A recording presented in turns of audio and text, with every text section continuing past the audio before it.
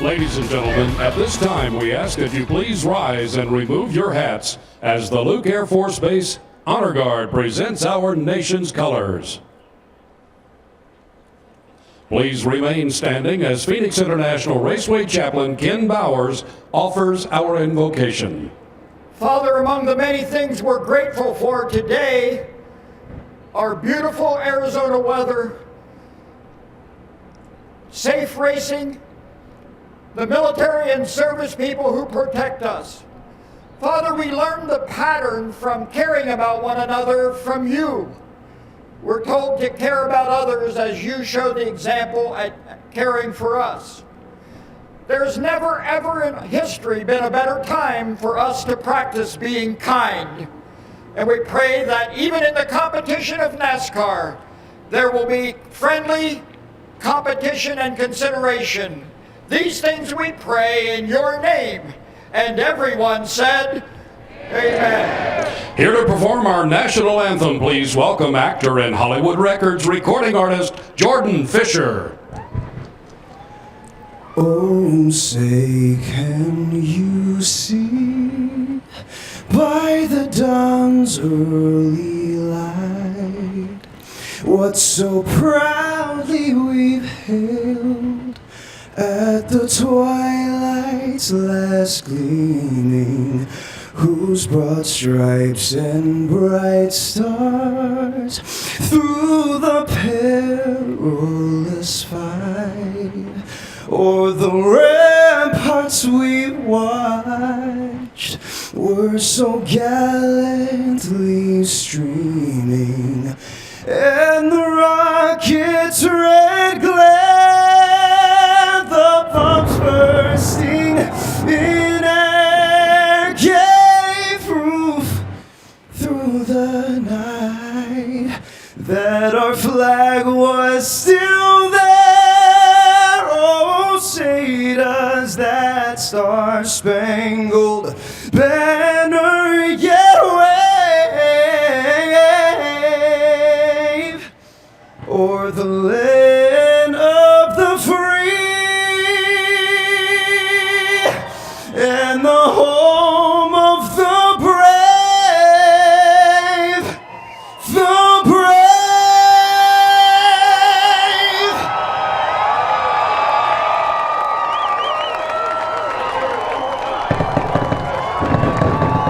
Always a stirring rendition here in Phoenix. Fourth race of the year. Will we see a fourth different winner?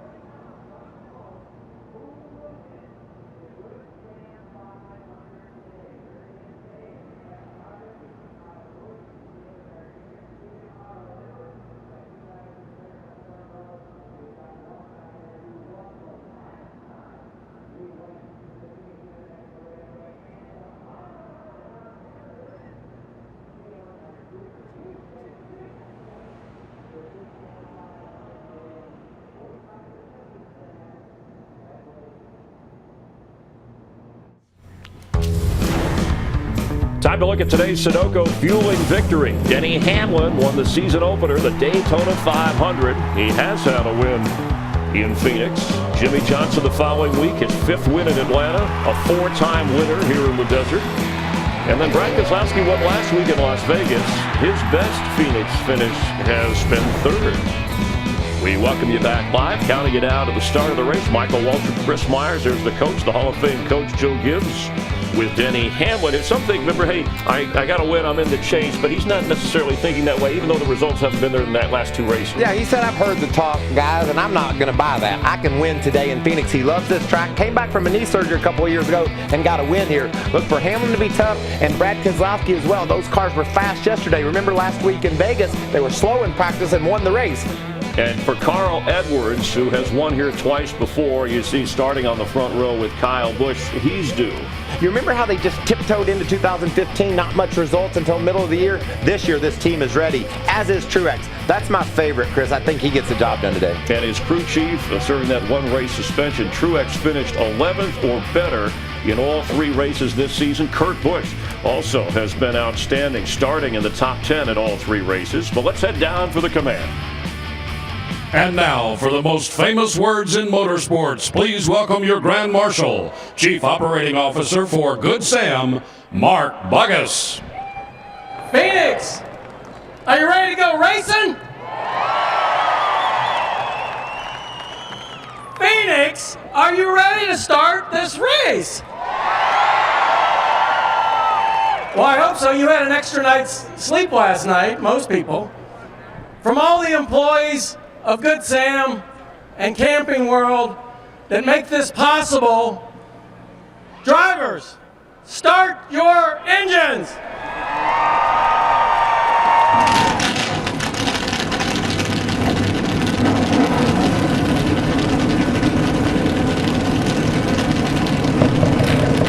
Great sound, the engines. We've already had the closest finish ever in the Daytona 500. Last week we had the late pass for the win with Keselowski over Kyle Busch. So let's bring in the guys who will call today's race, and as they always do on Fox and FS1, Jeff Gordon, Darrell Waltrip, and Mike Joy. Mike, you guys ready for a little drama in the desert? We're ready for a lot of excitement, that's to be sure. Kevin Harvick is the Cactus King. He's won 4 of the last 6. Frankly, he puts a thorn in the side of everybody here who tries to beat him. He brakes differently into the corner. His car rotates differently. How does he do that when these cars are all so similar? Well, Mike, I spoke to Kevin about that, and he just said this racetrack suits his driving style, the way that he brakes, the way he modulates the brakes, and he gets back to the throttle earlier and harder than anyone in the field. And that gets him off the corner and to victory lane here more often than anybody. Darrell, each make has won 1 of the 3 races this year. Have we seen anything in practice or qualifying that makes Ford or Chevy or Toyota more likely than the others to go to victory lane? Mike, always have to think about what Junior Johnson always told me. Boy, that car don't have any idea where it is. So it's all about the driver. And I think Kurt Busch has got this place figured out pretty good. He starts from the pole. You got to be able to adapt to this unique racetrack. Every turn is different. You run on the apron, you run up on the track. I think Kurt Busch is a very versatile driver that can figure this place out and give Kevin Harvick a run for his money. Well, you add up those 2 drivers, and Darrell says advantage today to Chevrolet. Getting ready to race 500 kilometers in the beautiful Arizona desert on Fox.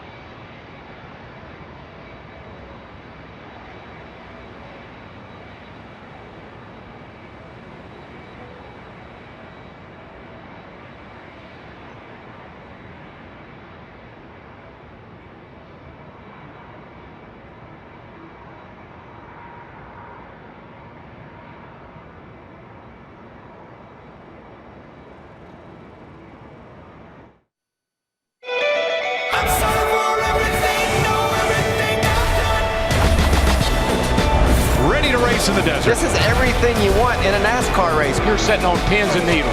Side-by-side racing, crashes. This is a hard hit. Keeps you on the edge of your seat.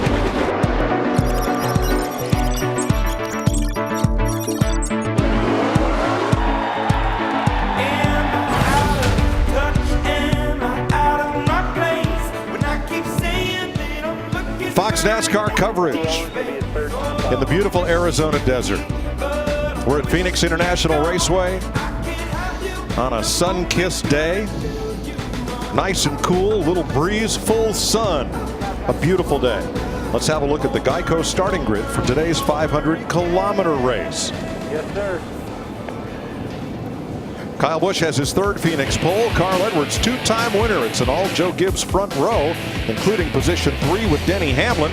Kurt Busch fastest in 2 of the 3 practices this weekend. Jimmie Johnson crashed after his qualifying lap put him 5th on the grid. He'll go to the back. Matt Kenseth won here in 2002. Kyle Larson has his best start of the year.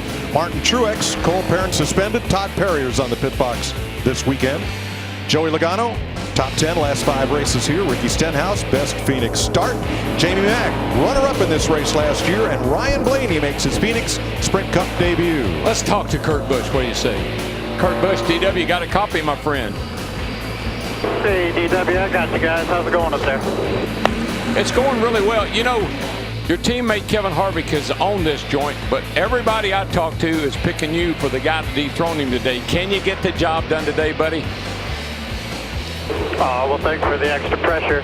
I think we can get it done. I've got Tony Gibson and everybody at SHR behind me. That's a great car so far this year. It's time to seal the deal on Sunday for Monster Energy and for Haas Automation. Do you like this racetrack? Is it one of your favorites? It is one of my favorites. I came here as a kid to watch the races, watch guys like Terry Labonte win, guys like Davey Allison run here, and I hope today it goes back old school. We're out here slip sliding around.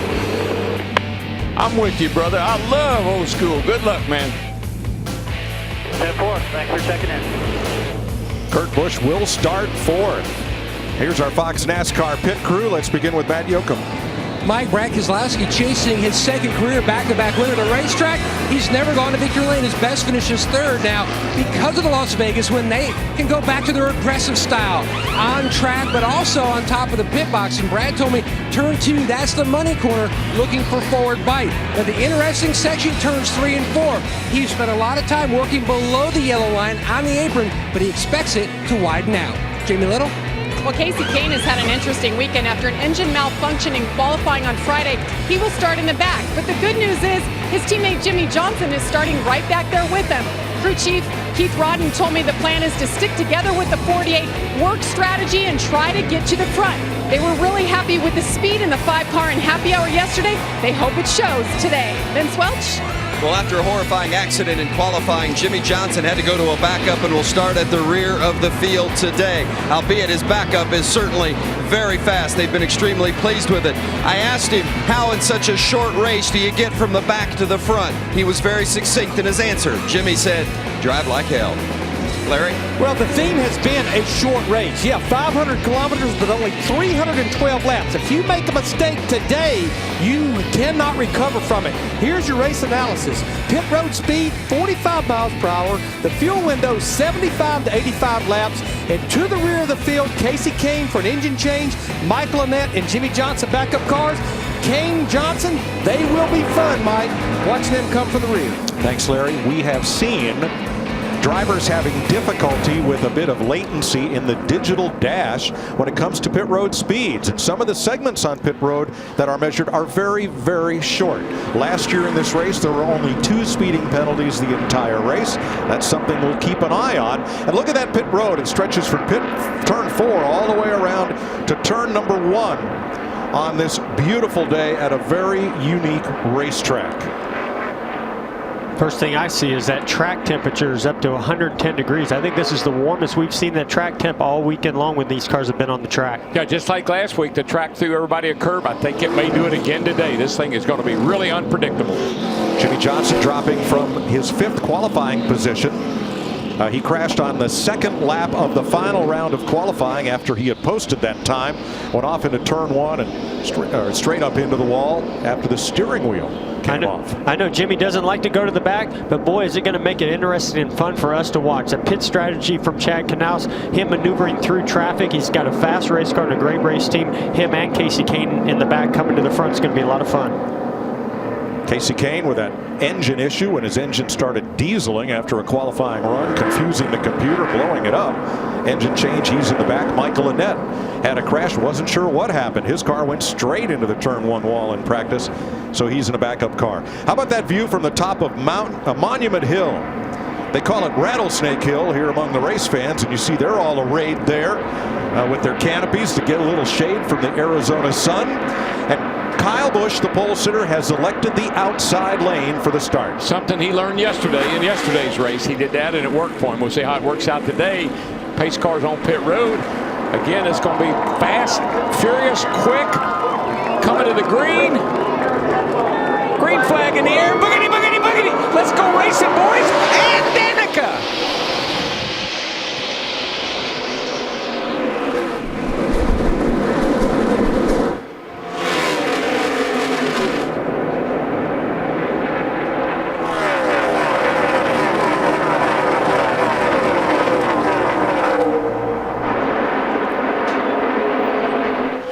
Started on the outside, dropped to the inside in front of teammate Carl Edwards, and it's the Gibbs Toyotas 1, 2, 3.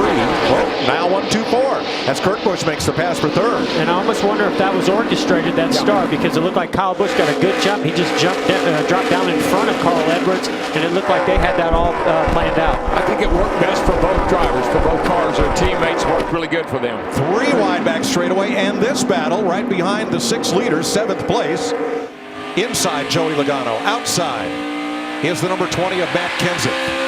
Kenseth not giving it up. He just got to his quarter panel. Logano didn't quite clear him. Matt's going to race him hard on the outside. You know, anytime these guys are racing one another, it's going to be intense and exciting. They don't want to give one another an inch. No give and take here. Good thing they're both yellow cars because they may trade some paint. I think Matt is really putting an extra effort into making it hard on Joey, which is what you like to do. You don't have to wreck him, just don't make it easy. Here comes Martin Truex passing Kyle Larson at the exit of turn number 4, and Truex moves up into the top 5. We saw Martin Truex Jr. carrying a lot of speed in practice. His car looked really strong, especially on the long runs. I expect him to come to the front. Back to that to Logano and the 20 cars, a little battle there, Mike. 3 wide back there going into turn 3. That's big right there. Now Brad tried the inside on the front stretch into 1, and then he got caught in the middle in turn 2. Keselowski did in the number 2. And everybody on fresh tires trying to get everything they can get. I mean, we're seeing Dale Jr. go to the outside, but we're already seeing Kevin Harvick use that apron. We've seen him do that a lot and be very successful in the past. Oh, he loves getting that car down on the apron, particularly in turn 3. He really takes it in hard and gets right on that apron. Now this time at turn 2, the Deuce got caught up on the outside, up in some of the track where the rubber wasn't all laid down, and dropped a spot. Now he's got to battle Ryan Newman. I do think that outside, though, that second lane is a little more useful today than I thought it was going to be. These guys have all moved up a little wee bit. Well, when you see them start 2 wide like this and race side by side, it opens up that second groove to come in sooner than a lot of the competitors would think it would.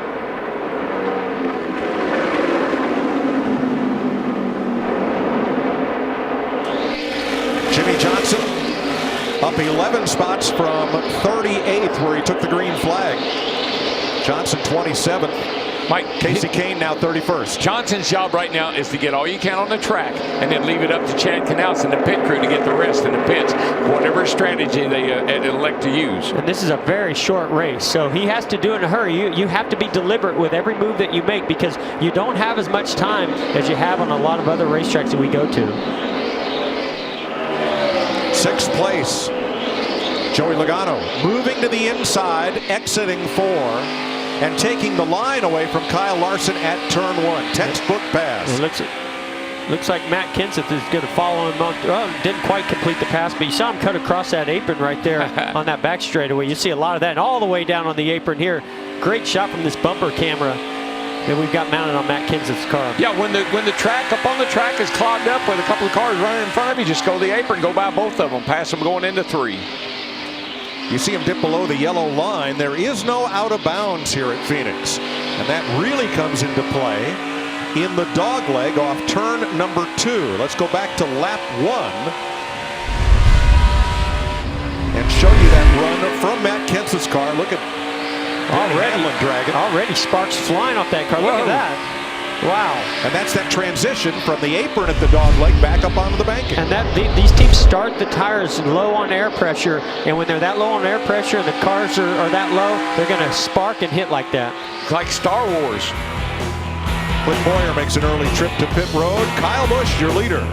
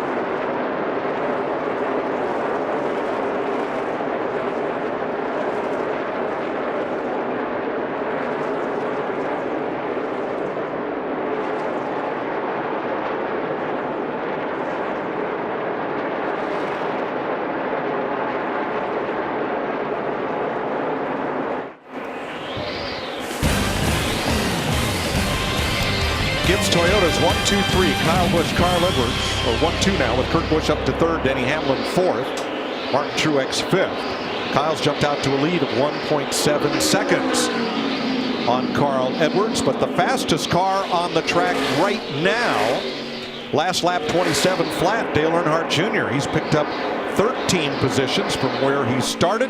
Here's Vince with our nationwide Dale Jr. Performance Report. Well, it could not have started any better for Dale Earnhardt Jr. in this 88 team. They were hoping for a longer green run to start so he could make up spots before the tires wore out and certainly before they got to the first pit stop, and it has played out perfectly.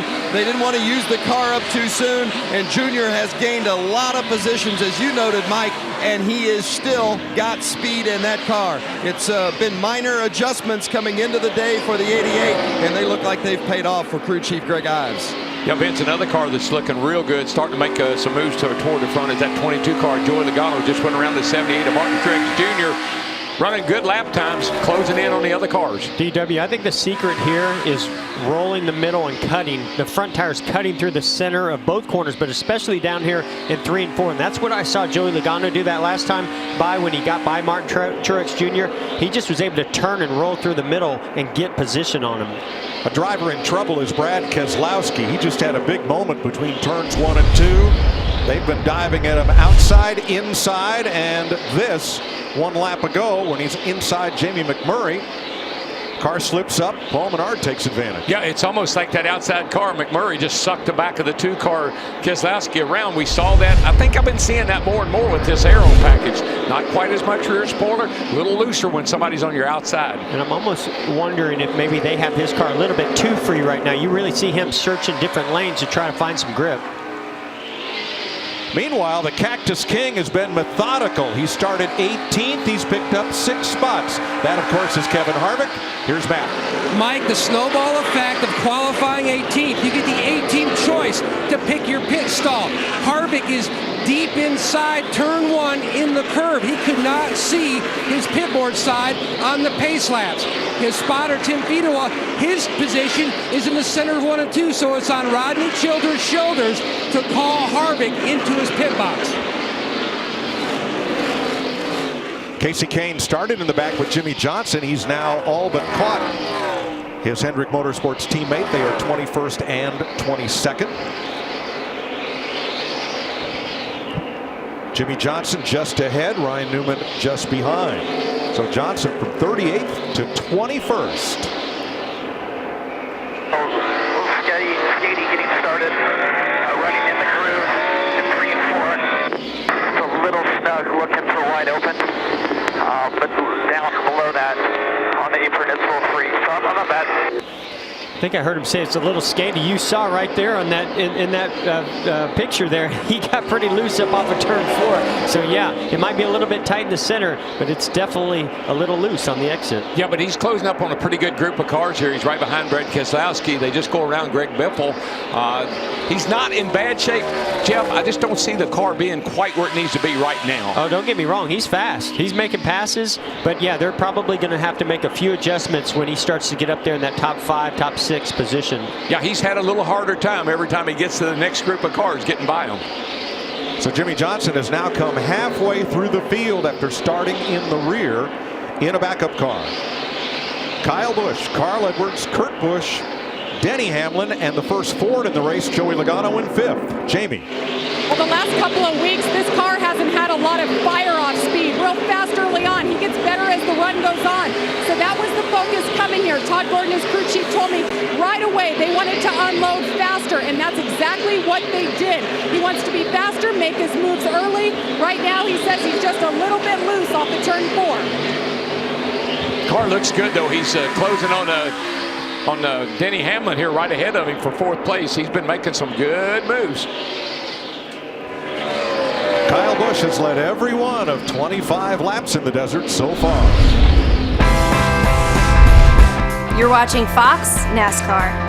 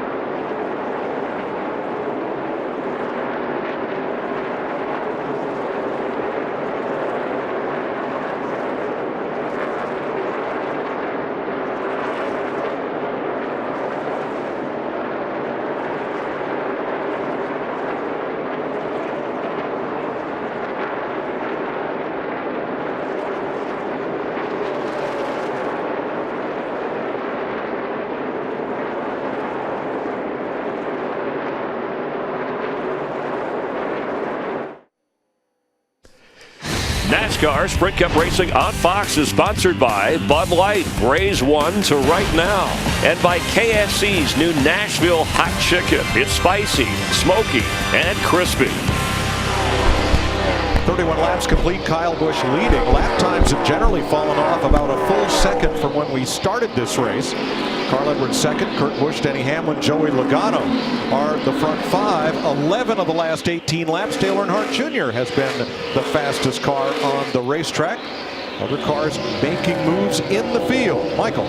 I've been watching Jamie McMurray in the one car. He's back in the 16th position, but he's been able to get up in the higher line. Here you see Ricky Stenhouse saw him coming and moved up in Jamie's line, but he's found a groove up there that has given him a lot of momentum off the turn. And guys, we saw that yesterday in the Xfinity race. They started playing with a higher line. Talked to Joey Logano. He was excited about how these tires were laying down rubber up high.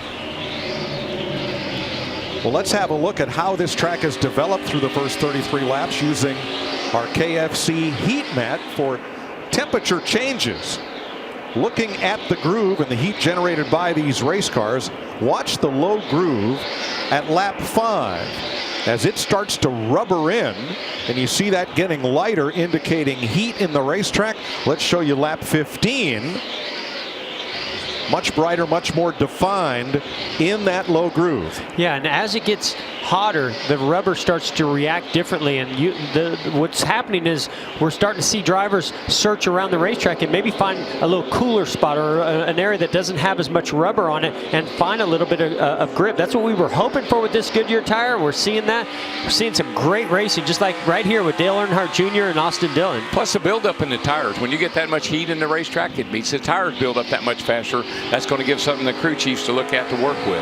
As much as Dale Earnhardt Jr. hated his car here the last 2 days, they have found something. It's unbelievable. They really struggled this weekend. We saw him getting very frustrated. Boy, he's not frustrated right now. He's happy. He's loving this thing. Oh, no, he got in the back of Austin there, moved him up the hill a little bit. That was close, guys, really close. That was a, hey, I'm really fast right now. Let me go on through here.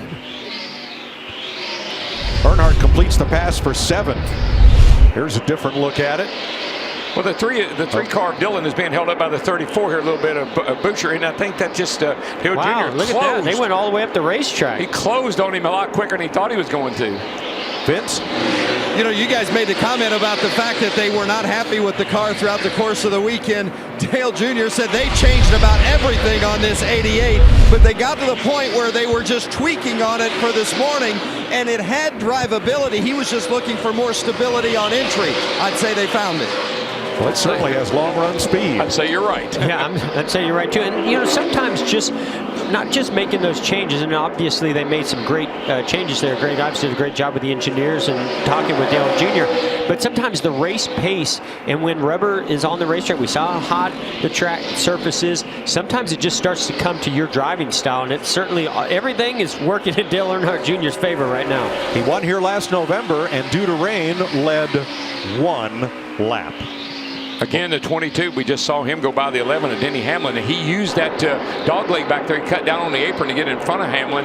Haven't seen too many people do that so far, but it worked good then. I should have said he led 1 green flag lap. Yeah, the race ended under caution. We see here where Denny Hamlin said, no, I'm not going to let you have it that easy.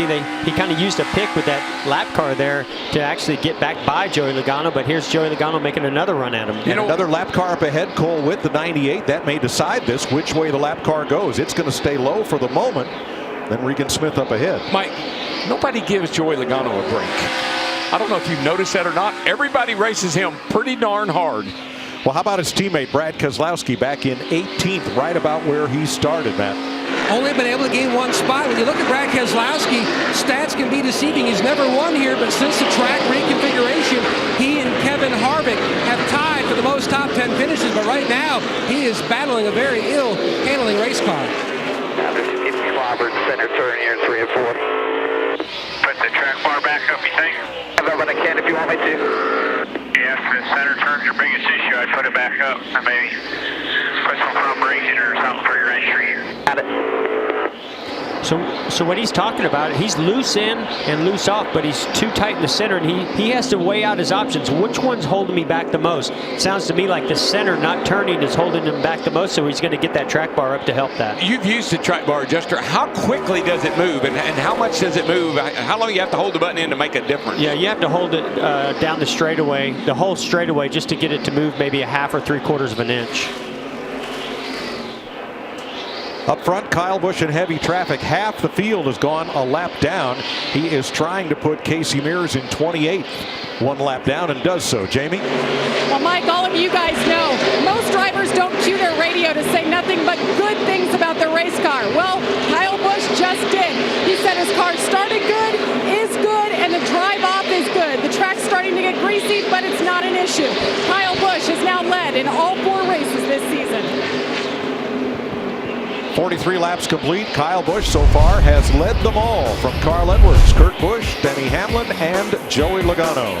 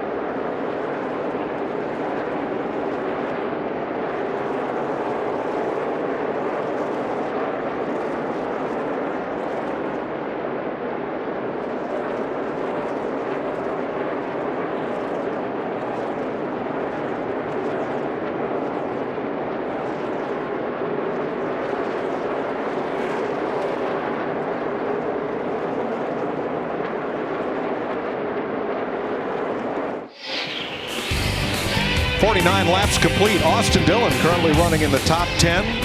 Maybe it's a breakout season for the young driver. A 9th and 11th and a 5th to start the season. For a limited time, switch to Sprint. Save 50% on most Verizon, AT&T, or T-Mobile rates. From Sprint, better for less. 50 laps complete. Busch, Edwards, Busch, Hamlin, and now Earnhardt into the top 5. Mike, you know how you have a good race car is like Austin Dillon. You start up front and you stay up front. You don't get a good qualifying lap in and fall back through the field. Start up there, stay up there. That means you got a really good car. Got a little problem down here in turns 3 and 4. Car up toward the wall. Is that Newman? It is. Ryan Newman has brought the caution out. Clear road. Something dragging hard, and most of the right side and the right front. This is what always concerns me about this long of a green flag run. You build so much brake heat when we run over 50 laps, especially with a car that's maybe not driving well and the driver's using a lot more brake. You cook the beat of the tire. I would not be a bit surprised if that's not what happened to Ryan Newman in this 31. Trevor Bayne will get the free pass. Yeah, I think Larry's absolutely right on that, especially this first run. So, you know, whether it's excessive tire wear or excessive brake wear and heat built up, but I wouldn't be surprised. I think when I saw the car go by, Jeff, it just looked like maybe a brake heat and it cooked the bead. That's exactly what Larry was saying. I think he's right. Yeah. Heavy damage to Newman Chevrolet. They have come to pit road. See if they can get it fixed here. Well, you could almost felt the impact from up here just from that camera angle. Jeff heard the tire blow and he jumped over. Oh! Pit road is open. Vince. Denny Hamlin has the first pit stall. He'll come in looking for a little relief from the car being too tight in the center. It's going to be an air pressure adjustment in 4 tires. As for Carl Edwards, upper right-hand portion of your screen, free in and off, tight center, air pressure, wedge in 4. Matt? Busch comes to a stop in his pit box. He has 2 openings for his exit. His biggest issue it was maintaining free on exit. Tony Gibson will fix it with a wedge adjustment and a slight air pressure change. Jamie. Kyle Busch in that number 1 pit box, right sides only, filled him up with fuel. Here's the Advance Auto Parts race off pit road. Kyle Busch all by himself. Only Next took comes 2 Carl tires. Edwards, and here's the crowd. Yeah, Kyle Busch only took 2. Is that right? Wow. Austin Dillon's team goes to work. First caution flag of the day.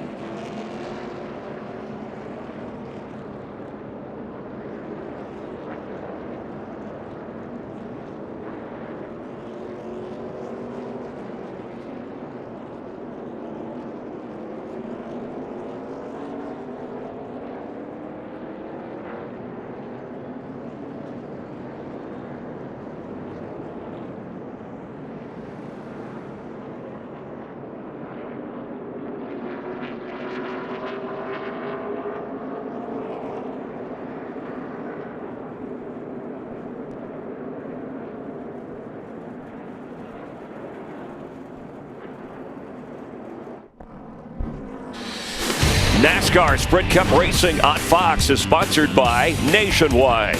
Nationwide is on your side. First caution of the day, cleanup complete from Ryan Newman. They are still repairing his car on pit road, and we're going to hold 1 lap while they send a wrecker to bring that car back to the garage area. We had everybody make pit stops. Larry. Yeah, let's take a look at Denny Hamlin, the 11. Watch this tire right here. It's going to go all the way outside their pit box, and even though the crew member got control of it, that is deemed as an uncontrolled tire. This is the pro system. This is what NASCAR is looking at from the pit road officiating trailer. You can see the tire all the way outside their pit box right there. So what this will mean, Denny Hamlin will have to start at the tail end of the longest line, which is not good at this size racetrack. You know what I say about that, Larry? You picked a fine time to leave me loose. And it really looked to me like they pushed that tire off like somebody was supposed to catch it. Now up front, Kyle Busch took on only 2 tires on that stop, and we weren't the only ones to wonder why. Why'd we do that? I thought the guys that needed track position would be more aggressive. Didn't want to give it up. We'll be fine. Man. You'll be fine. Man. Very good. Putting a lot of pressure on the old champ, I can tell you that. Watch when the right front comes off this car. Wow. That is a tremendous amount of brake dust that's built up in that inside of the wheel. That tells you how hard these drivers are on the brakes. Look how much time they had to change lefts. I mean, that's the first car out, Carl Edwards. They had plenty of time to take 4 tires. What I don't quite understand, of course, it's easy for us to call it from up here, but you're in the #1 pit stall. You're leading the race. You've got the ability to look back and see what the others are doing. And even if you take 4 tires and some others take 2, you're still going to have great track position. All right, well, let's just put that in the crew chief's eyes, and he thinks being on and having track position is more important than having 4 tires. But if I'm a driver, I'm thinking 4 tires would be the thing to have right now. And I'll tell you, in the past, with the other tires that Goodyear has had here, with the other aero package, that was a very popular move that we saw win races for other drivers and teams. All right, we'll get 1 to go this next time by. They have removed Ryan Newman's car. Let's take a look at today's Ford Performance Track Facts. It was a great day here in the desert when Alan Kulwicki won the first Phoenix Cup race here in his Thunderbird and did something unique. He said, if I ever win a race, I want to do something everybody will remember me for. And he did that backwards victory lap that he dubbed the Polish victory lap, so he could see the fans, wave to them, they could wave to him. I'll tell you, that was memorable, and Ford went on to win the first 11 of 15 races here. You know Alan just like I did, and he always marched to the beat of a different drum. And that was one of those times when he did something that's totally Alan Kulwicki. And wonderful. And you know, paying tribute to the fans. It's when you win a race, it's all about the interaction with the fans and that energy that comes from it. So I think that's fantastic. I like the old school, man. Take that checkered flag and ride around the track waving at everybody. That's the way I'd do it. Okay. Matt, what happened to Ryan Newman? We talked a lot about it when we come to Phoenix. They're trying to use ductwork to cool the beads of the tire, but Ryan Newman melted a bead on the 31. Getting ready for the restart. Kyle Busch, Carl Edwards will be on the front row. Larry, what melts those beads? Well, Mike, you're creating so much brake heat, and I think a car that's not driving well is using a lot more brake. In fact, we were told with this aero package out here to test that teams were using 15 to 20% more brake than what we were using before. Ill handling car, more brake. The weak link is the bead of that tire. Coming to the restart zone, lengthened twice as long as it was here when we were here last year. Kyle Busch on the outside gets a jump. He's going to need it. He's going to need it with those 2 tires. He better get a big jump. Dale Jr. really aggressive on the outside of Carl Edwards, going to take over 2nd place here. Oh, that 88, he's going somewhere. He's going for the lead, baby. Ooh, a little tight into turn 3. All three teammates, all 3 of them. Woo. Settle down, Rick. It'll be all right. Picking up from the Saturday race, no one has led today but Kyle Busch. 60 circuits, he's been out front for every one of them. And Earnhardt may have something to say about that. Look at this knot of cars right behind the front 3. Did we mention that the 4 car has eased his way into the picture? 4 cars right under Kevin a blanket. Harvick. Look at him all the way down there in the apron. Almost 4 tires. He's going to give a little bump here to Joey Logano. Get him loose. Get up underneath him. How low can you go? And when you have a car like that and you know this track the way he does, he doesn't have to be in a hurry right now. He's just taking his methodical time. I love the way he gets around this joint. Unbelievable. He makes it look easy. And it's certainly not. Kyle Busch making it look pretty easy out front there with these 2 tires. I think that we'll see how long this run goes. Over time is when those 2 tires will start to give way. Yeah, I think you're right, Jeff. And I think it also tells you Adam Stevens thinks that track position outweighs those 4 tires. That remains to be seen as well. Don't want to get back in the pack if you can help it. Well, and you know what? When your driver is Kyle Busch, you can be more aggressive with these types of calls. I'm wondering if this is a test for strategy options later in the race. Can't hurt him. You take 2 now, you lose the lead, so what? Yeah, I think you're right, Mike. I mean, try it now, and if it works, then you got it in your pocket for later. Dale Earnhardt Jr. up to 2nd place, so it's Toyota Chevrolet now, Vince. Junior took 4 tires on that stop, and the right rear did show some stress, maybe just an indication of how hard he drove it coming from 24th all the way to where he sits now. But nothing bad, no cords, but just showed a little bit of stress in it. Junior said, I don't know what we could fix, so let's don't make any changes. That's good news for the crew chief. Happy with the car. If you'd seen how mad Dale Earnhardt Jr. was when he climbed out of that car after failing to advance to the 2nd round of qualifying on Friday, well, you might not want to have been too close to him today. But they have turned it around. Well, that anger's driven him today to go get after it. He's aggressive out there right now. He definitely unhooked his steering wheel and threw it on the dash. Now the Toyotas, Kyle Busch, Carl Edwards, their fastest laps of the race so far were in the first couple of laps of the race. Dale Jr. and Kevin Harvick just ran their fastest laps of the race at lap 64.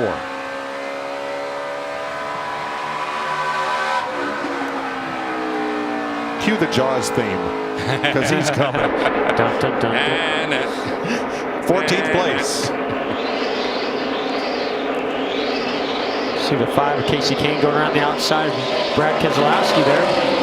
Jamie? What a good run and a good weekend ever since qualifying on Friday. Casey Kane, remember, their car was nowhere in the ballpark 2 weeks ago in Atlanta. Then last week, it got a little bit better. He got his first top 10 of the year. And yesterday morning in the first practice to focus on the race, they had great speed. They were happy with what they had. They even experimented a little bit and went back to what they know. The speed is good. Casey started in the back 15th. Now he was just a little bit loose in that first run.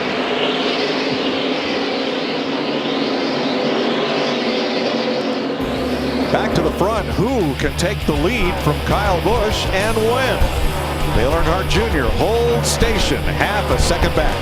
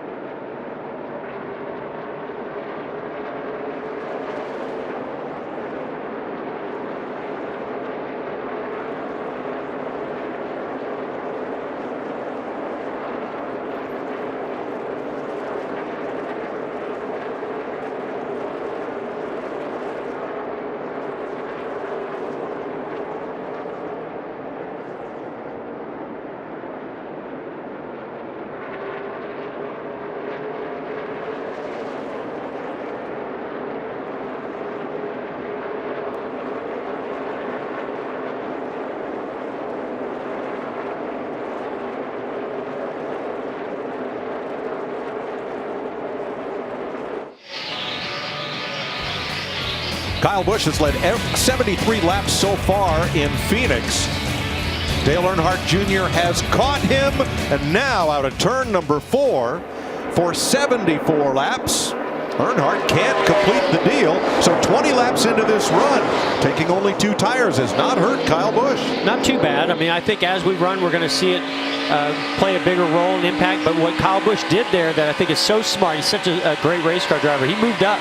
He just moved up, gave Dale Jr. the inside. He's going to search around on that outside, see if he can't create something out there, as well as make Dale Earnhardt Jr. use his tires up a little bit more. But I think Dale Jr.'s got the spot now. You're just not going to hold those 4 tires back.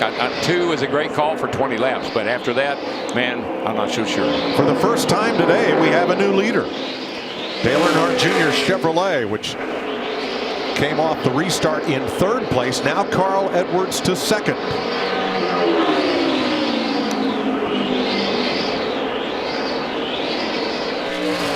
Now Matt Kenseth among the Gibbs cars trying to move up, but Matt, he seems kind of mired right there at 8th place. What's up? Mike, a concern on the 20 of Kenseth. Shades of last week in Las Vegas. After the first pit stop, just like last week, Kenseth complaining about a vibration. It's maintaining the certain level, but it has not gotten worse and has not gotten better, so they're just holding station. Also, a similar situation on the 43 of Almirola. Eric Almirola in 10th. 2nd among the Fords in the race to Joey Logano in 7th. There's Eric for Richard Petty. As long as that vibration doesn't get worse, they'll be fine, and it could just be a wheel weight. It could be something out of balance, but you'll know if he's got a major vibration that continues to get worse, he'll be hitting pit road soon. That's the thing about the lug nut rule that they made. You know, you don't have to get them tight if you don't want to, but you're not going to be able to stay out there very long if your wheels are loose. So they kind of police it. It does police itself. Here's last week's winner, Brad Keselowski, coming back toward the front, passing Kyle Larson. This is for 13th place.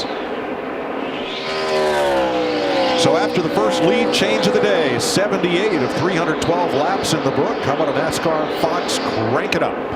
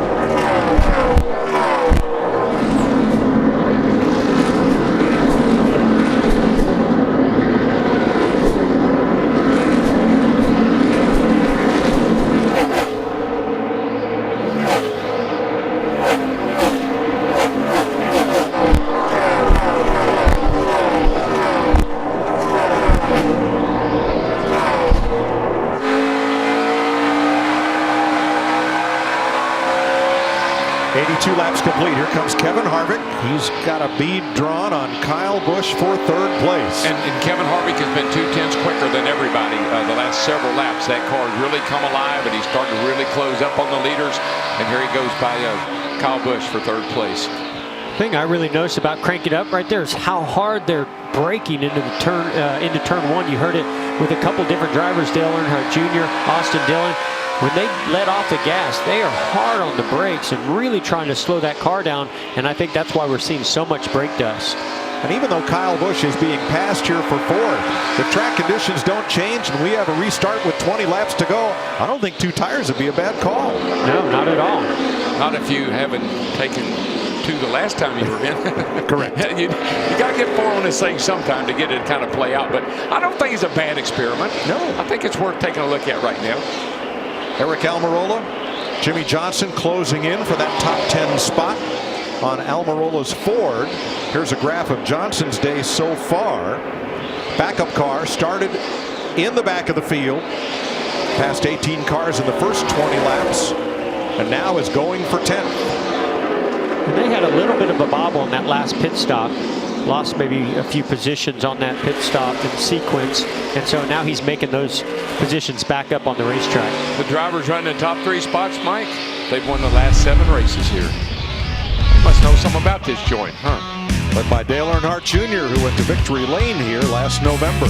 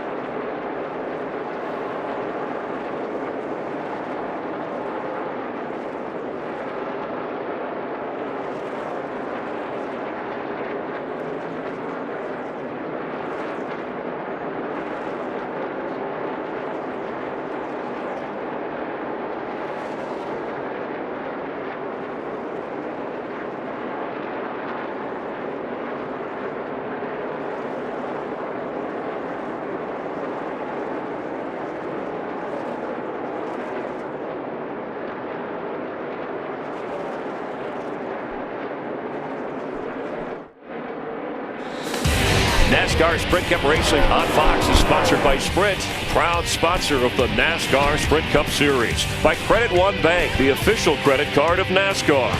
And by Geico, 15 minutes could save you 15% or more on car insurance. Dale Earnhardt Jr. continues to lead. He's been out front the last 17 laps. You're riding with Austin Dillon, and just ahead, Jimmie Johnson just made the pass on Dillon for 9th place. Here's for 11th. Chase Elliott trying to get by Eric Almirola as they battle. Jamie? Chase Elliott doing a nice job. Started the day 17th. This is his first time here in a Cup car. And I talked to his crew chief, Alan Gustafson, and asked what are some of the big differences here. He said the main thing is getting Chase comfortable with the tools he has inside that race car. Most notably, the track bar adjuster. Chase is not comfortable using it yet. So every time he talks about the car today, Alan is reminding him, use your track bar adjuster. Another thing that I heard him talking about, Jamie, was the horsepower and how you have to gently get in the throttle with a Cup car versus an Xfinity car where you just kind of nailed it all the time. Got to be a little bit more gentle with the throttle with these more powerful Cup cars. Now Eric Almirola's been in the top 10 much of the race, but Matt, now he's given up some spots. Working that outside the car just like he did on the first run, building to the tight side. He's trying to hold off Brad Keselowski in the deuce. Keselowski said his car just way too free getting back in the gas. Casey Kane, the 5, part of that battle as they work the lap car. Michael Annett in a backup car. Oh, a little wiggle by Keselowski off the corner. And this is one of those tracks where it is very difficult to pass because everybody really runs that bottom lane on the yellow line. And so aerodynamically, you'll lose the nose a little bit or lose some grip, as we see Kasey Kahne get a little sideways off the turn 2. So when you see 2 cars get bottled up like we saw with the 2 and the 43, that 5 car came in there and tried to take advantage of it. And that's what you have to do here to make passes. I think that 5 car stalled out a little bit. He was really moving up through the field, but after his last caution, he's kind of stalled out about 14, 15. 6th place. Joey Logano, Martin Truex. I've been watching that 22 car, Joey Logano. He's been using that apron more and more and more, particularly on corner exit. Really gets down low when he exits off of turn 4.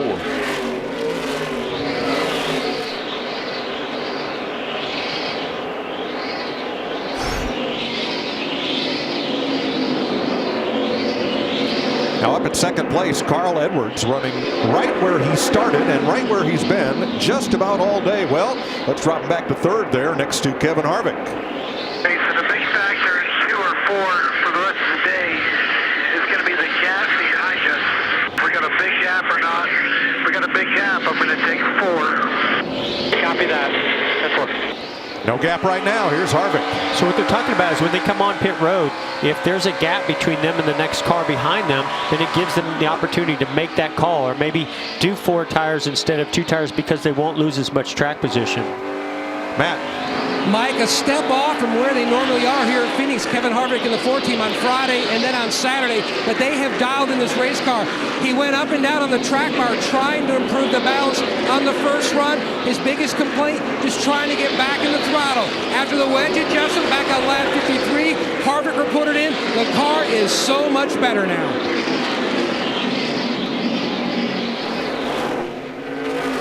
As they fight traffic, let's drop back to Kyle Busch, currently 4th. Remember, he changed just 2 tires. Yeah, he's in traffic. That was a bad timing there. Tilt the back of my car just a little bit. Entry and exit. If you think the 4 tires is going to be enough to fix it, then just do that.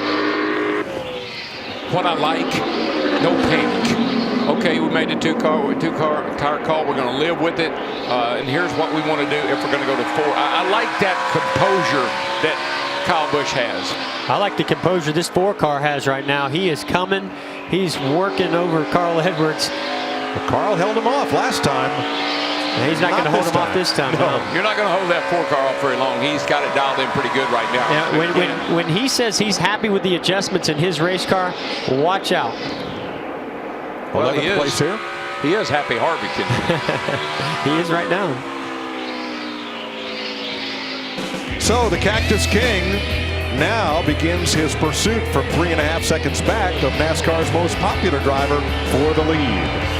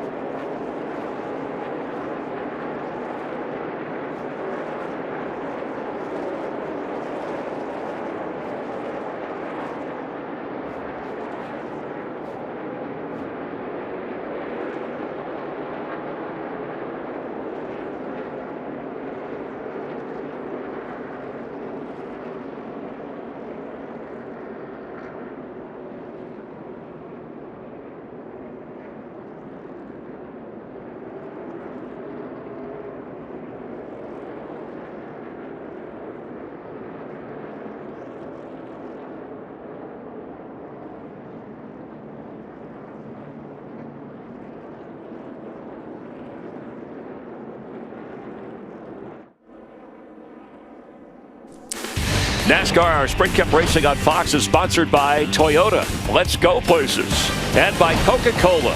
Taste the feeling. The reason we study history is because it often repeats itself. 52 laps into the first run of the day, Ryan Newman hit the turn 3 wall hard, bringing out the caution. Paul Menard, 53 laps into this run, has done the same thing. He says he thinks something broke.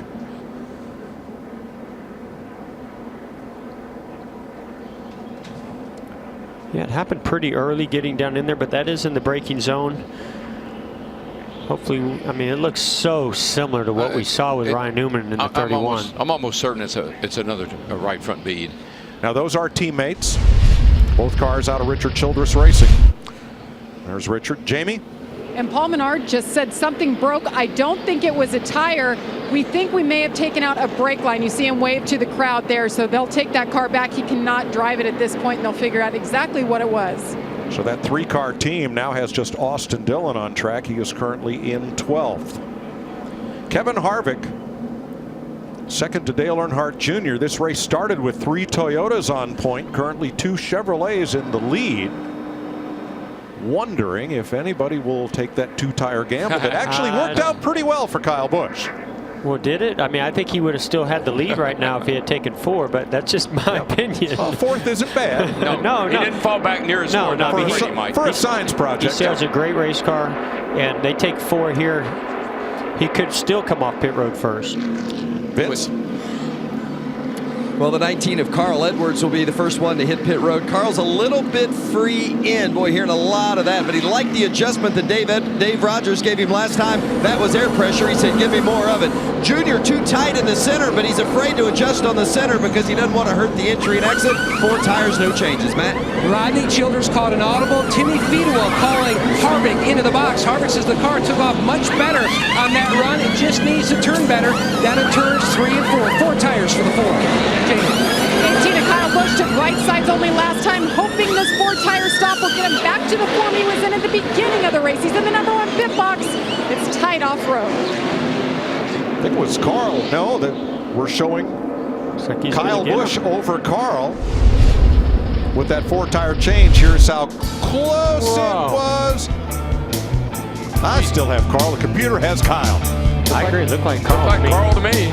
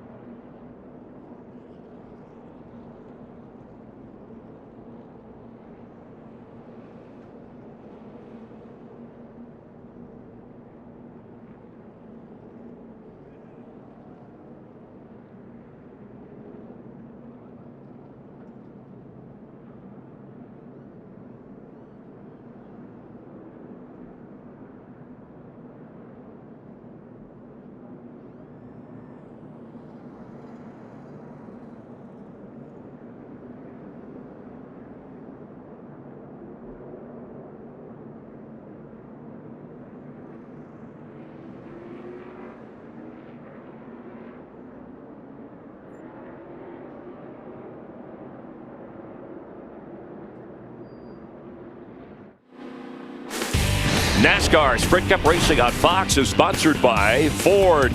We go further so you can.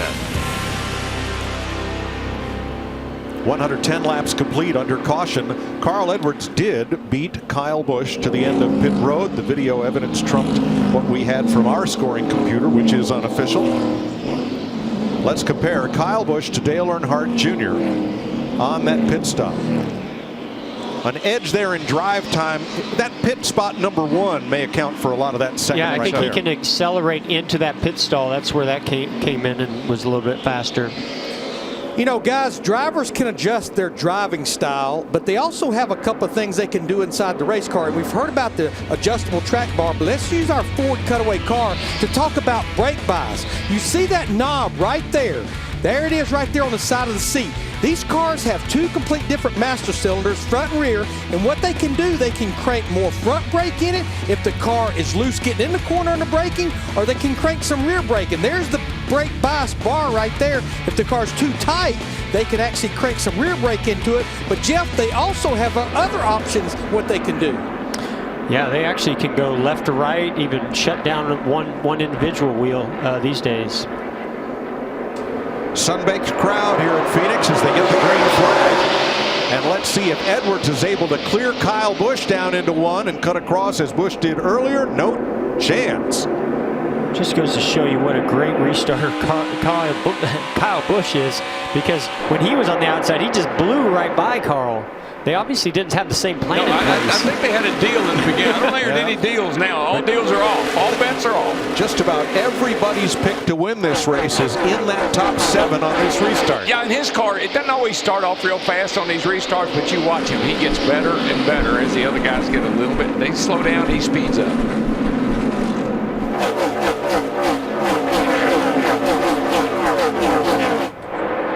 Look at going down into the dog leg back there in the back. Wow. Matt Kenseth all the way down on the apron trying to get by Jamie McMurray into one car. Kenseth, the Truex, went almost into the infield on that run. I think Truex saw him coming and went to block him. He didn't want him to get that run. But boy, they went all the way down onto the flat there on the back straightaway. Well, on these restarts, it's all take and no give. It's too tempting not to do that. I know you maybe think, well, I might damage my car, but you can make up. Look at Denny Hamlin. Look how many cars he's going to get by right here making that move. Then you got to make it stick, but you can sure get by a bunch of guys heading off into that corner if you cut that corner. Let's show you on the first lap from the restart. The yellow car is Matt Kenseth. Down to the inside. So you can see he's going to get a run. Oh, it looks like the 78 gets bottled up behind the 2. Yep, that's what gets a run. They get real close right here, and they both look at it. And you can see where Martin Truex Jr. really didn't want to see Kenseth get underneath him to get by him there. Outside, come here. There you go. Watch his bumper cam. Saw the 78 get a little bit loose, and then he got started by the 2 car. Still 3 wide. Still 3 wide. 3 wide, 2 outside, 3 wide, 2 wide, 2 wide. That's why drivers like this. Then we saw Jimmy Johnson outside, another 2 lane wide. down there on the inside. 3 wide going into turn 3 here is hairy. It is so flat over there. The cars are really loose over there. Yeah, and when you come back up on the track, it makes your car get a little squirrely too. 10th place battle here. We sat down with Eric Almirola, Richard Petty, Brian Scott the other evening, and this is a team that is building. They've added a number of engineers. They're up to 140 employees. They know they're not one of the big 4-car or 3-car teams, but they are making some steady, solid gains. And listening to Eric Almirola talk, he is just itching to get to the front and battle these fellas for wins. Well, I think Smithfield has really helped that operation too. They're there. They're there to help them build and help them grow, and it's really paying off. And we've heard how engineering has really become so prevalent and is starting to take its dominance in motorsports around the world, but even in NASCAR. And that's one area they've really stepped up their game and put a lot of influence into engineering, and it's paying off. Get back up to 4th place and get a Dale Jr. Nationwide Performance Update. One thing I want you to be aware of is the 4, when he got to second place, he was 2 to 3 seconds behind you, but he moved up in 3 and 4 and gained. The last couple laps there, you ran like high 70s, low 80s. He ran a couple mid 60s. That's the car just in front of Earnhardt. Kevin Harvick in third. Well, you know, I'm a little worried about that 4 car, though, but I tell you what, he never comes off the bottom. And right now, he's searching a little bit as if the car's not exactly where he'd like for it to be. He was up high, and you see him a little higher than normal here in 3 and 4. That's not normal for him. Back straightaway, Jamie McMurray, A.J. Allmendinger now battling Ricky Stenhouse into 3. They had contact a little bit ago. Last time by, off turn number 4. They're single file now. Here's 1 lap ago. 47, Allmendinger down the inside here. Jamie McMurray gets up, pushes. Yikes! Right into him. That could cut that left rear tire down easily. Oh, yeah, very easily. And you can see Jamie's trying to make it a little difficult on him to get that position. He's sort of crowding him and squeezing him. And then Allmendinger was coming up off the corner, and he just had to drift wide. They just made some contact. You know, Jeff, but I think they've helped that situation, cutting the tire down a little bit by moving that splitter back. There's not as much splitter sticking out there as there was last year. You can make a little bit more contact without cutting that guy's left rear tire down. Kasey Kahne, Ryan Blaney fight for 17th place. There are 24 cars on the lead lap, and by half a second, Carl Edwards is the 3rd driver to lead this race today.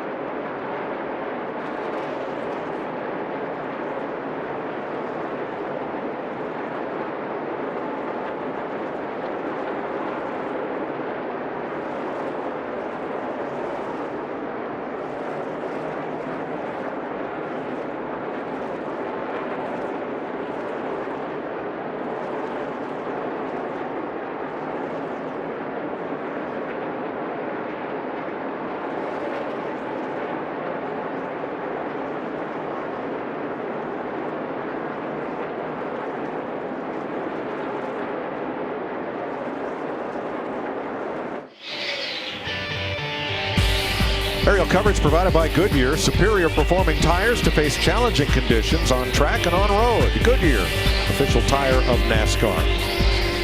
129 laps complete, 183 to go. Toyota's 1-2, Carl Edwards and Kyle Busch. Kevin Harvick, another second back, in third in the number 4 Chevrolet. Top 2 finish in 7 of the last 8 Phoenix races. including 5 wins for Harvick. The Sprint LTE Plus network delivers faster download speeds than other national carriers. Sprint, better for less. Matt? Mike, the balance has shifted once again for Kevin Harvick in the 4. They made a slight air pressure change, about 1/4 pound in the right front. And the balance has definitely gone off. We got a slow car on the racetrack. They're talking about putting that air pressure back in on the next stop. They also had a hiccup on that stop. They lost time on the left rear. They had to go back and hit another lug. No power on the 13 of Casey Mears. Now, a few laps ago, Mears was slow down the backstretch. Then he got back up to speed. And this time, coming off turn 2, the car was slow again. He becomes the second driver to have trouble during a green flag run, other than bringing out the caution, as the 2 Childress cars did for melted beads with tires. Early in the race, Clint Boyer had a loose wheel, made an unscheduled stop, and now here comes Casey Mears. We got Jimmie Johnson. He's still trying to come, he's still moving forward. He's running 6, trying to get around Kurt Busch right here, and he does. And we're getting to that point in this run where we're starting to see cars drift up the racetrack, drivers searching for different lanes. That's where we're starting to see more drop off as well in these Goodyear tires. Vince? Chad Knaus has been sick all week, but I got to believe that the way the 48's running, he's feeling a lot better about things. Jimmy started 38, as we noted, and he's all the way up to 6. They want a little bit more turn. Jimmy said, if I can turn just a little bit better. Chad made an adjustment on that last stop to help him. Jamie? Kasey Kahne's been dealing with a little issue inside his car for quite some time now. The air hose that connects to his helmet was catching on his seat. Now he just told the team it's still there. He just disconnected it, and it's bobbing around and actually hitting his helmet. Jeff, what exactly is going on, and what's going to happen now that he's disconnected that? This is where fitness comes into play, Jamie.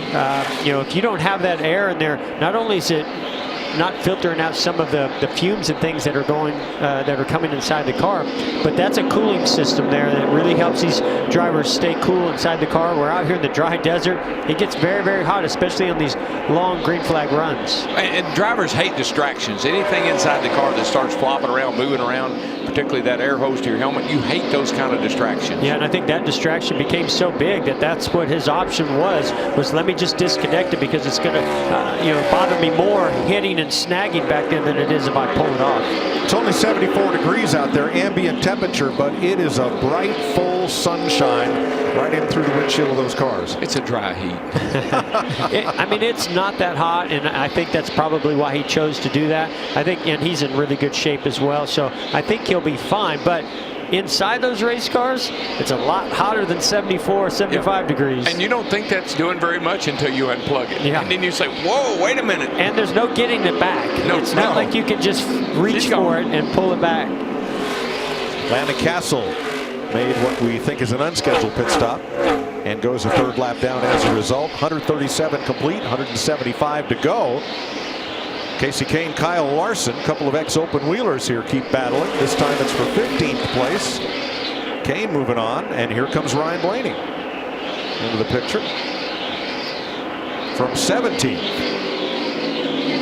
We've already seen some great runs out of this rookie and Ryan Blaney this year. This is only, I think, the 2nd time since 2008 that the Wood brothers have raced at Phoenix, and it's the first time that they've raced on this new track configuration. So great run for them today. Here's a look at the rookies in the race. Chase Elliott, another really solid run. We saw a great run like this last week in Las Vegas. Unfortunately, end when Matt Kenseth almost lost control of his car, and Chase plowed into the back of him and ended his day. So here's another solid run by that 24 car and Chase Elliott. Now Martin Truex Jr. is back at 12th place. We expected him to contend for the win today, Matt. Mike, he lost 4 spots on pit road. Issues trying to pull the left front tire off and was hung up in the fender. When you look at execution and challenging times, it really showcases the team's true character. With Cole Pearn out this weekend for suspension, Todd Berrier in as the interim. Friday and Saturday, car chief Blake Harris, engineers Jeff Curtis and Pete Craig, they took over more in leadership, trying to keep normalcy in the team. But today, it is Todd Berrier calling the race for Martin Truex. and they've had a great race up until that last stop. And Jeff Gordon, when you look back to 2007, you lost your crew chief, Steve Letarte, for 6 races. But Letarte told me he felt like patience with the driver and the team really helped, because during that stretch, you never finished worse than 9th.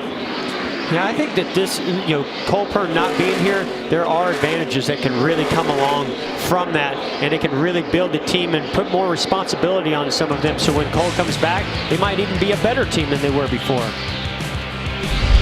142 laps complete. Carl Edwards out in front of Kyle Busch and Kevin Harvick.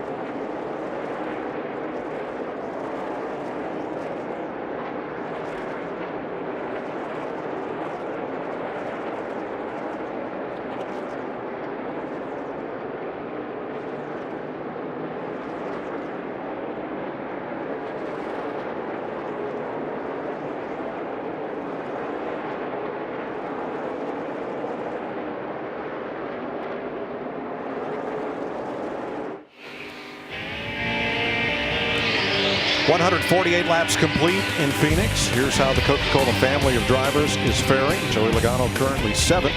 Out in front of that group, Ryan Newman lost a tire bead. If you're worried about Austin Dillon, the last of the 3 Childress cars, he's currently 9th. We talked to Slugger Labbe. He says they are running a different degree of camber than the 2 Childress cars that melted beads on their right front and crashed. Yeah, camber will make the car, it'll make it turn better.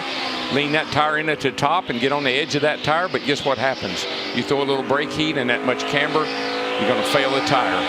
Jamie? And they've been doing a really nice job with this 3 team. Last week we talked a lot about them, not just for finishing 5th, but also for the radio communication. We heard Austin fired up that they had a botched pit call on a pit stop. Then he got a pit road speeding penalty. Well, the team told me right after the race, Austin apologized. They're a very tight-knit group. They've been together since the Truck Series days. They move forward and they feel like they're stronger because of it, and they're showing it today. They've been in the top 10 since the start of the race. Yeah, Jamie, Austin said those guys, they I think with Jackman or one of the crew members actually lived with him. So it's a tight little group of guys. And the driver's going to lose his cool every now and then, right, Jeff? Yeah, it does happen. 6th place battle right here, and it's a threesome. Kurt Busch, Joey Logano, Chase Elliott.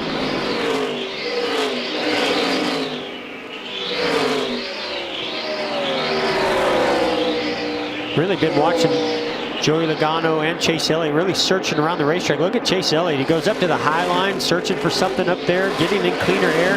Then he turns back down to the bottom.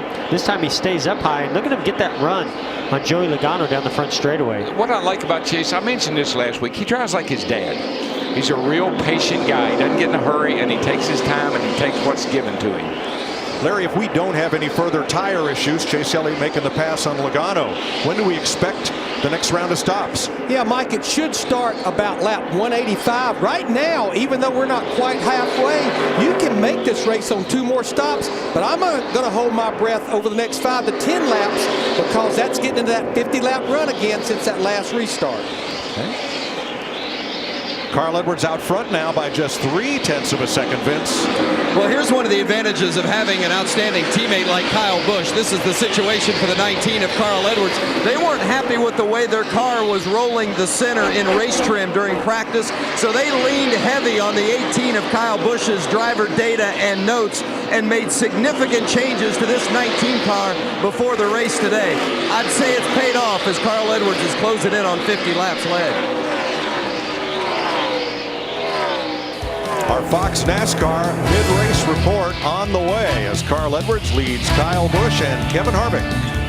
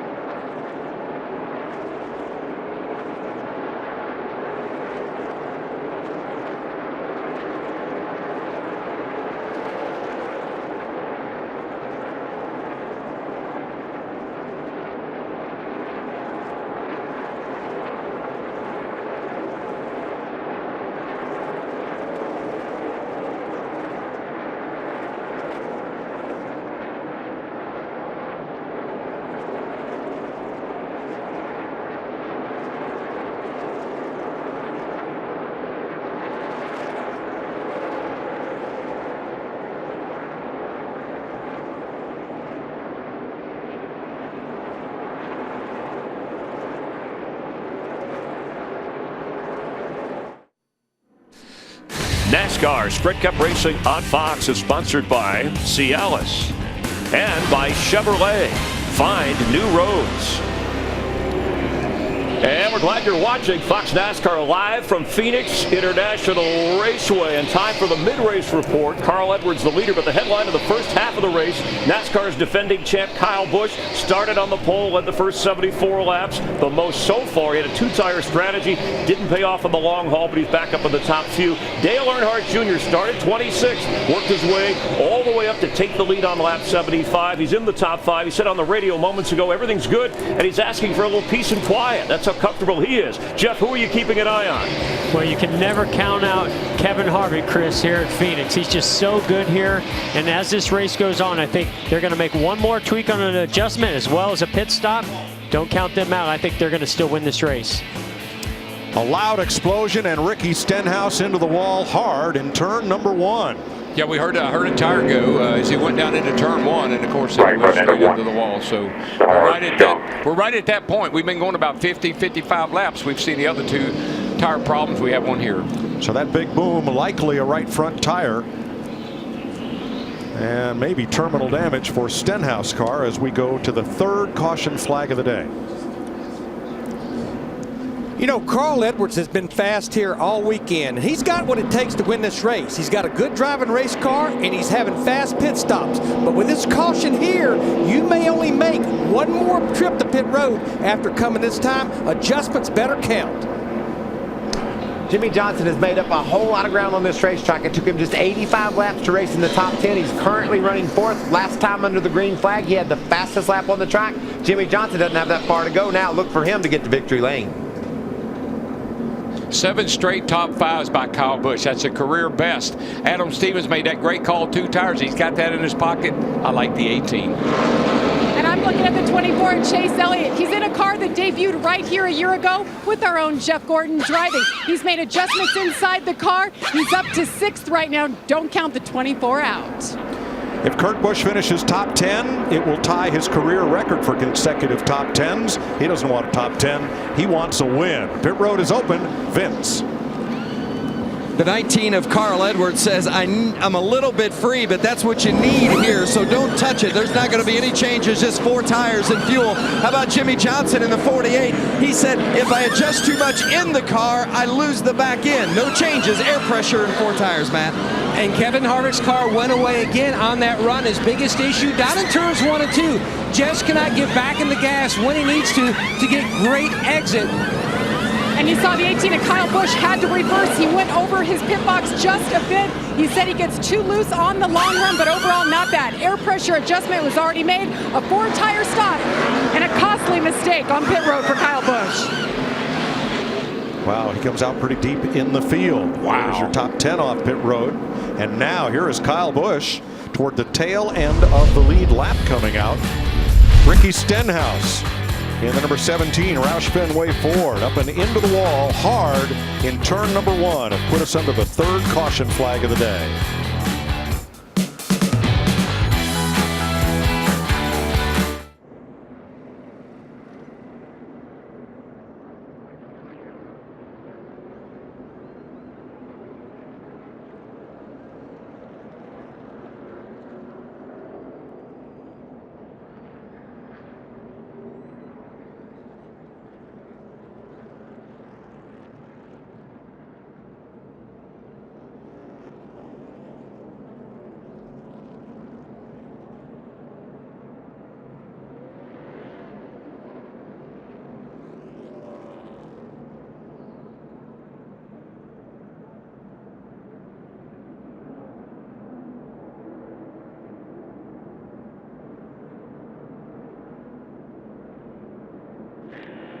That's not fun to watch.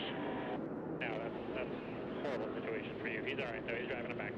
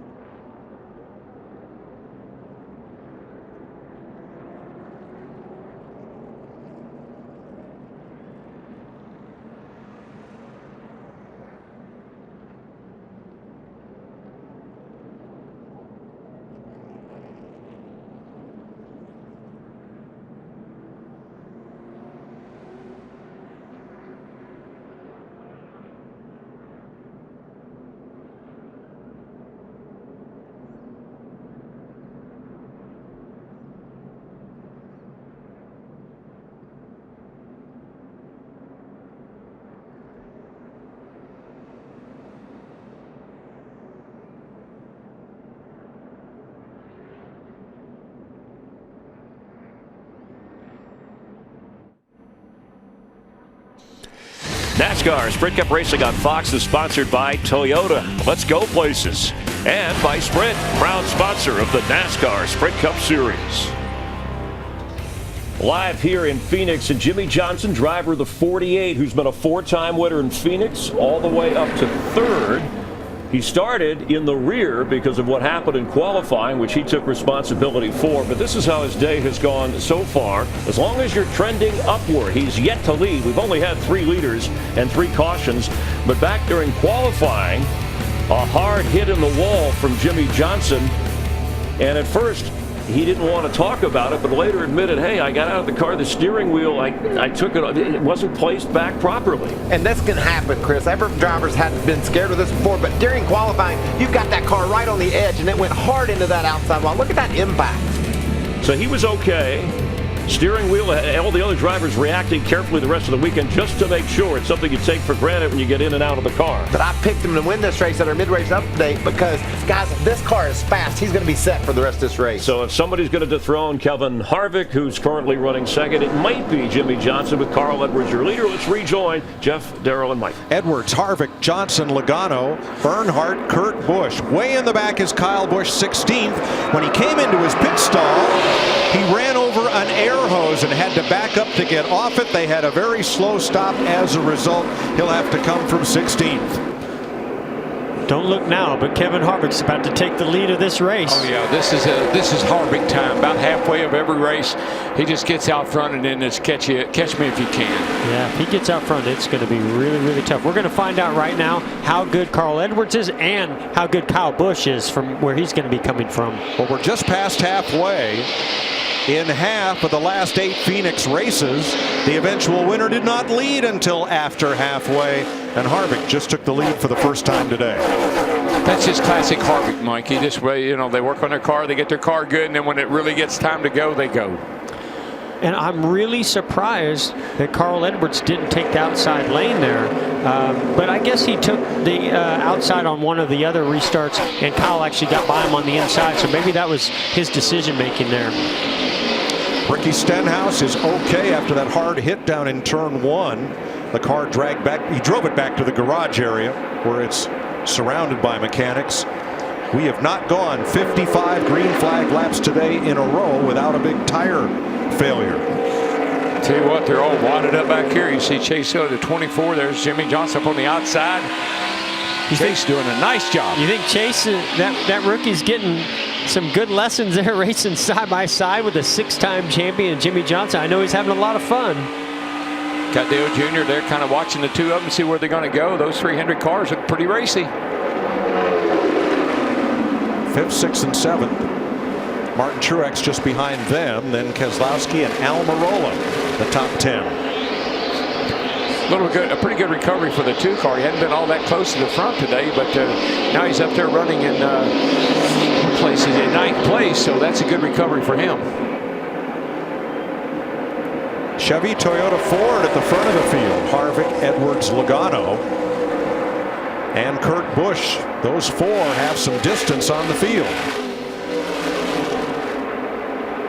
Well, you talked about a recovery there. DW showed the 2 car, Brad Keselowski, in 9th position, and he's been hovering back there in 15th. So they're obviously making some good adjustments, having some good pit stops, and keeping him in the top 10 right now. Kyle Busch has gained just 2 positions since the restart. Yep, just great. Fantastic. Is there a car that passes another car out here all day? Get what we can get here. Don't tear it up. It already happened. Done. We're moving on. Well, I think we're going to see him pass some race cars. Yeah. I mean, his car's so good, and I understand his frustration. I know that certainly was not what he wanted to see happen, and it is very, very difficult to pass here. I just think you need positive energy. We heard it last week with Austin Dillon. Got fired up, but it actually made him better. He drove harder, and I think we need to see the same thing here with Kyle Busch. And we've seen Kyle, this is classic Kyle Busch. I mean, we see him and hear him say things, and he's all frustrated on the radio, but it never seems to hold him back from moving forward and recovering. So let's show you what happened on that pit stop that caused them to come out 16th. Kyle slides it in. Oh! And over the line, of the hose. Backing it up.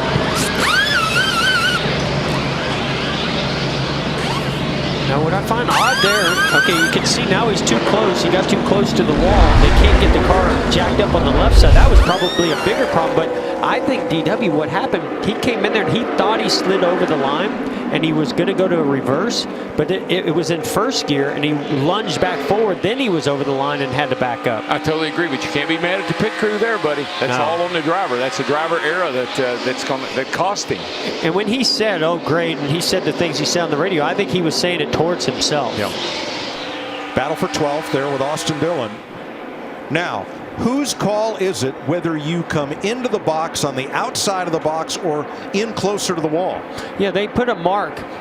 Usually they line it up with the driver's view, so it's the left front corner of the car, and your job is to get in there and get on that mark. It appeared to me he's trying to accelerate in that zone, that box, and he just accelerated a little bit too much, and he just overshot that mark. He's trying to race his teammate off pit road, and that's what was on his mind, and he just came in a little bit too hot.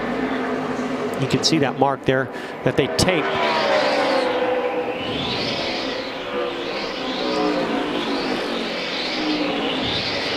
Kevin Harvick and Kyle Busch have won almost the same number of races. Very different in laps led. Kevin Harvick about to become the 5th active driver with 9,000 career laps led. And as he said in pre-race, no, there is no asterisk with that 9,000. Hey, Mike, Kevin Harvick, in the 2+ years he's been at Stewart-Haas Racing, he has led more laps than he did the entire 13 years at Richard Childress Racing. Now, the one thing I'm seeing different about Kevin Harvick in this 4 team here today, we've seen him when he's out front dominate, pull away. We've seen him when he's back behind other cars, just be able to get to him and pass him at will. We're not seeing that today. Carl Edwards is right on his heels. We've already seen how fast Kyle Busch was when he's in front of him. It's not like he has the dominant car performance today. He's going to have to work for this one. I think he said that, Jeff, earlier in the week, where he said, I'm going to have to work hard for this one because some guys have caught up with us. And we tried to make changes, make improvements, but guys have obviously caught up with us. Matt Kenseth, Casey Kane battle for 14th. This is happening 8.5 seconds behind the leader.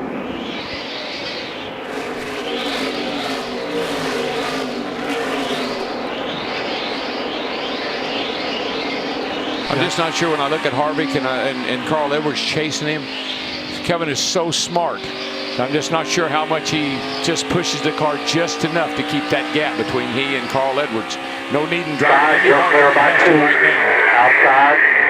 now. Watching this battle, Jeff, it's so hard to pass on the inside here. It's incredibly hard. All that driver has to do on the outside is just crowd you a little bit, just keep the momentum up top, and it makes it so difficult to be able to complete the pass. Matt. Mike, third a year ago was Matt Kenseth here at Phoenix, but they've had an issue just trying to find the proper balance, especially on Saturday at the end. They yard sailed the setup, borrowing the setup from their teammates, trying to dial it in. He just cannot connect the corners. If he gets the exit, great. He cannot roll the center. It's been a challenge. Vince. That 21 car of Ryan Blaney, it's been a battle throughout the course of the day. Tight center, Blaney now running 16th, as you see Hamlin and Edwards giving battle on the screen. The 21 team missing Mike Smith today, one of their front mechanics. He tore his bicep at Las Vegas last week, handing a second gas can over the wall. He hasn't missed a cup race with the 21 car since he started with the Wood Brothers 26 years ago. The team thinking about Andretti, Mike Smith today, missing him. I know he's watching. Thanks, Vince. Long-time veteran with the Wood Brothers. In fact, everybody with the Wood Brothers, there aren't any new hires there. That is a long established race team. In fact, it's NASCAR's oldest Sprint Cup team. We've been talking a lot about brakes and brake dust and how much these cars are needing to use more brake here. Watch from this bumper cam of Matt Kenseth behind Casey Kane in the 5 car. They're getting down to the braking zone. Just keep an eye on the left front tire, just right up in here on this 5 car. As he goes to the brakes, you're going to see a big puff of smoke. Look at that. Now that could be a little bit of tire smoke. That might not even be brake dust there, but that just shows you how aggressive these cars and drivers are as they go into those braking zones. After pit stops, there is so much brake dust that each team has a designated crew member who goes out on pit road with a leaf blower to get rid of it all. I've never seen this much brake dust. I don't even know if I've ever seen this much at a Martinsville where we talk about brakes all the time. That just tells you, and these cars don't have as much downforce and drag as they used to. They're just using a lot more brake because it's carrying so much speed into the corners. We might have another dust storm this week. The Cactus King, Kevin Harvick, leads Carl Edwards by 0.4 of a second.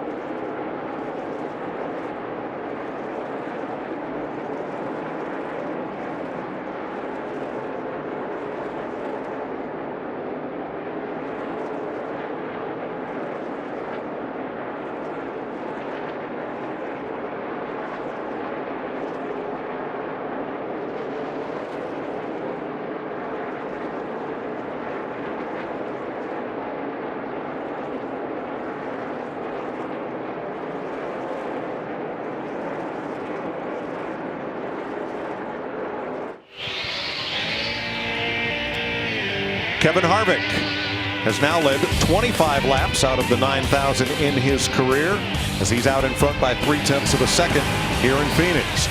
The Sprint LTE Plus network delivers faster download speeds than other national carriers. Sprint, better for less. 194 laps complete. Kevin Harvick out in front in a Chevrolet, then Carl Edwards Toyota, Joey Logano's Ford in third. Kurt Busch, Jimmy Johnson, Chase Elliott in sixth, Dale Earnhardt Jr. in seventh. Truex, Kyle Busch, Keselowski are the top 10 with 118 laps to go. You know what makes this track fun, Mike, is it is so different. It's almost like a road course where every lap you're challenging yourself. Okay, can I get into one a little harder? Can I get back in the gas a little quicker? Do I drive up here? Do I drive down there? There's so many options here. It makes it fun for a driver when particularly if you're looking for performance. And I also love DW how you see them on the apron. They're in the middle of the track. They're up high. Every time that Carl Edwards and Kevin Harvick go make a lap, they're in different positions on the racetrack trying unique different things. It's awesome. Let's go back to 7th place.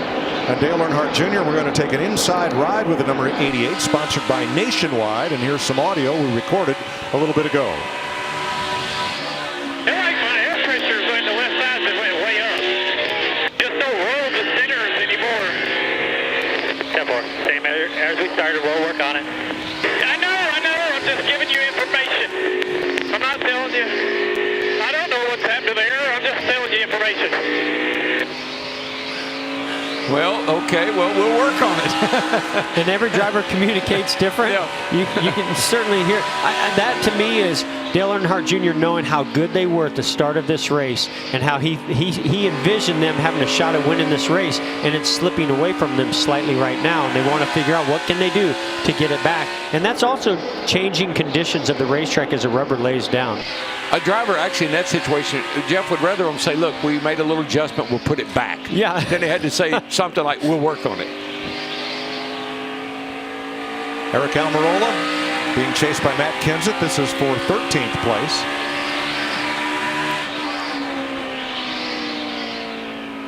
One thing that Petty Group talked about Friday night was family. People come here to work at this shop. They might be able to be paid more elsewhere, have other opportunities, but they have long-time employees because when they come into RPM, they're treated like family. That kind of resonated.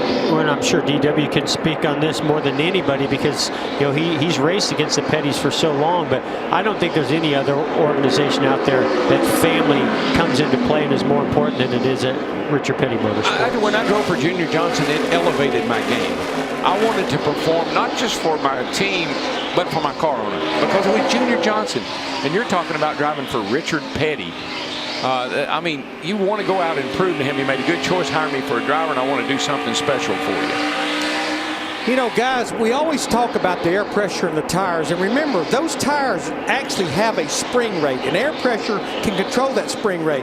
It's important every track we go to, but more so a flat track like this.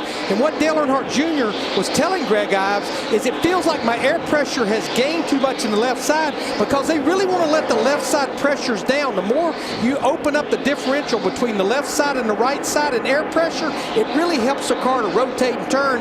That's the reason we see after a pit stop, looks like the left side tires are almost flat.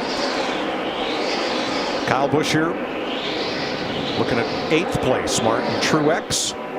Remember, Busch restarted 16th and now moves to 8th. Let's move to his older brother Kurt, just ahead of Jimmy Johnson. They are 4 seconds back of the leader. Matt. Mike, too tight roll in the center. The complaint for the 41 of Kurt Busch. And Kurt was one of 6 drivers holding court with Jimmy Johnson at driver intros. As Johnson talked about his steering wheel come off. Kurt had the same issue happen back when he was running dwarf cars his second year of racing. Now you can see the black mark right there near the quick release. He had his interior specialist, Jay Guarneri, mark that so that way any crew member can visually look in the car and know the steering wheel is locked into place. I almost guarantee you that you're going to see the 48 team do that from now on. And what they do is their interior guy will be sort of the backup plan of, all right, did you get your steering wheel on? Let me visually look at it. I think what makes it kind of a big deal this weekend is if that happened to a number of drivers over there, it would go unnoticed. Oh, he just didn't get his wheel on good. But it was Jimmy Johnson. Jimmy Johnson, the 6-time champion, is pretty much flawless in everything he does.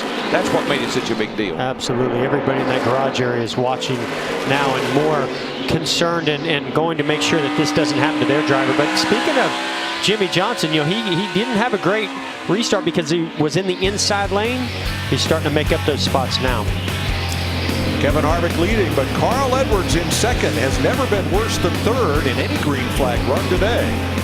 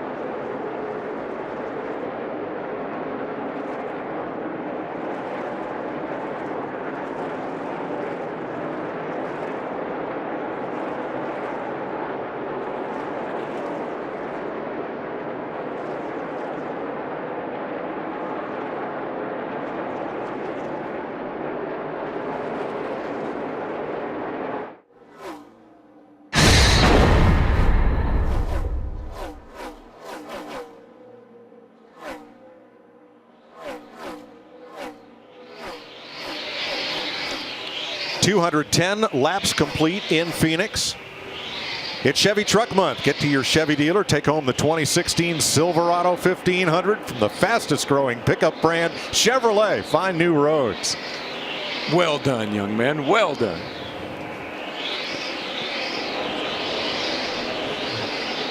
The Cactus King, Kevin Harvick, has stretched his lead. You know, some of those saguaro cacti are 150 to 200 years old.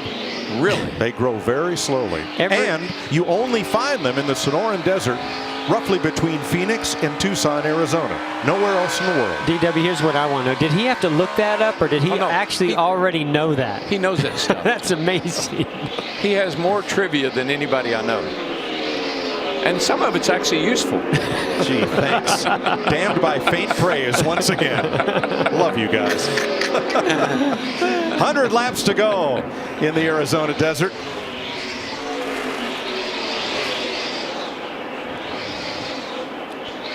You know, we always talk about Joe Gibbs Racing when they come to pit road. This is the Advanced Auto Parts pit performance of Carl Edwards. Look at his 3 stops there. Now, we know he's taken 4 tires, but every stop has gotten faster. Now, on that first stop, they made an adjustment. It was 12.2. The second stop was 11.8, and the third and final stop a while ago was 11.5, and we know at least one more trip to pit road.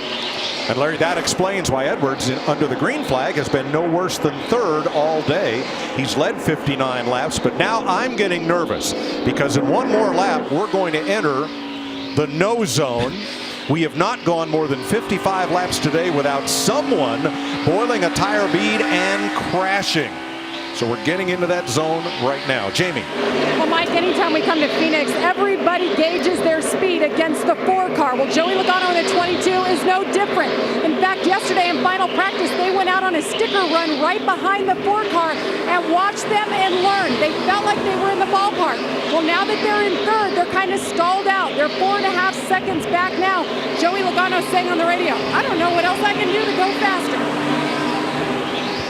He's the leading Ford in the race in third, but he's 4.5 seconds back of the lead. I don't know what he can do either, but he better figure it out fast because we're running out of laps. Unfortunately, I've been in that position many times when Kevin Harvick is leading here in Phoenix, and you feel like, boy, our car's pretty good. The balance isn't bad. I don't know what more we can do, but boy, Kevin Harvick just keeps marching away from you. Yeah, he's pulling away now just a little bit every lap. His lap times are just a teeny bit better than Carl Edwards.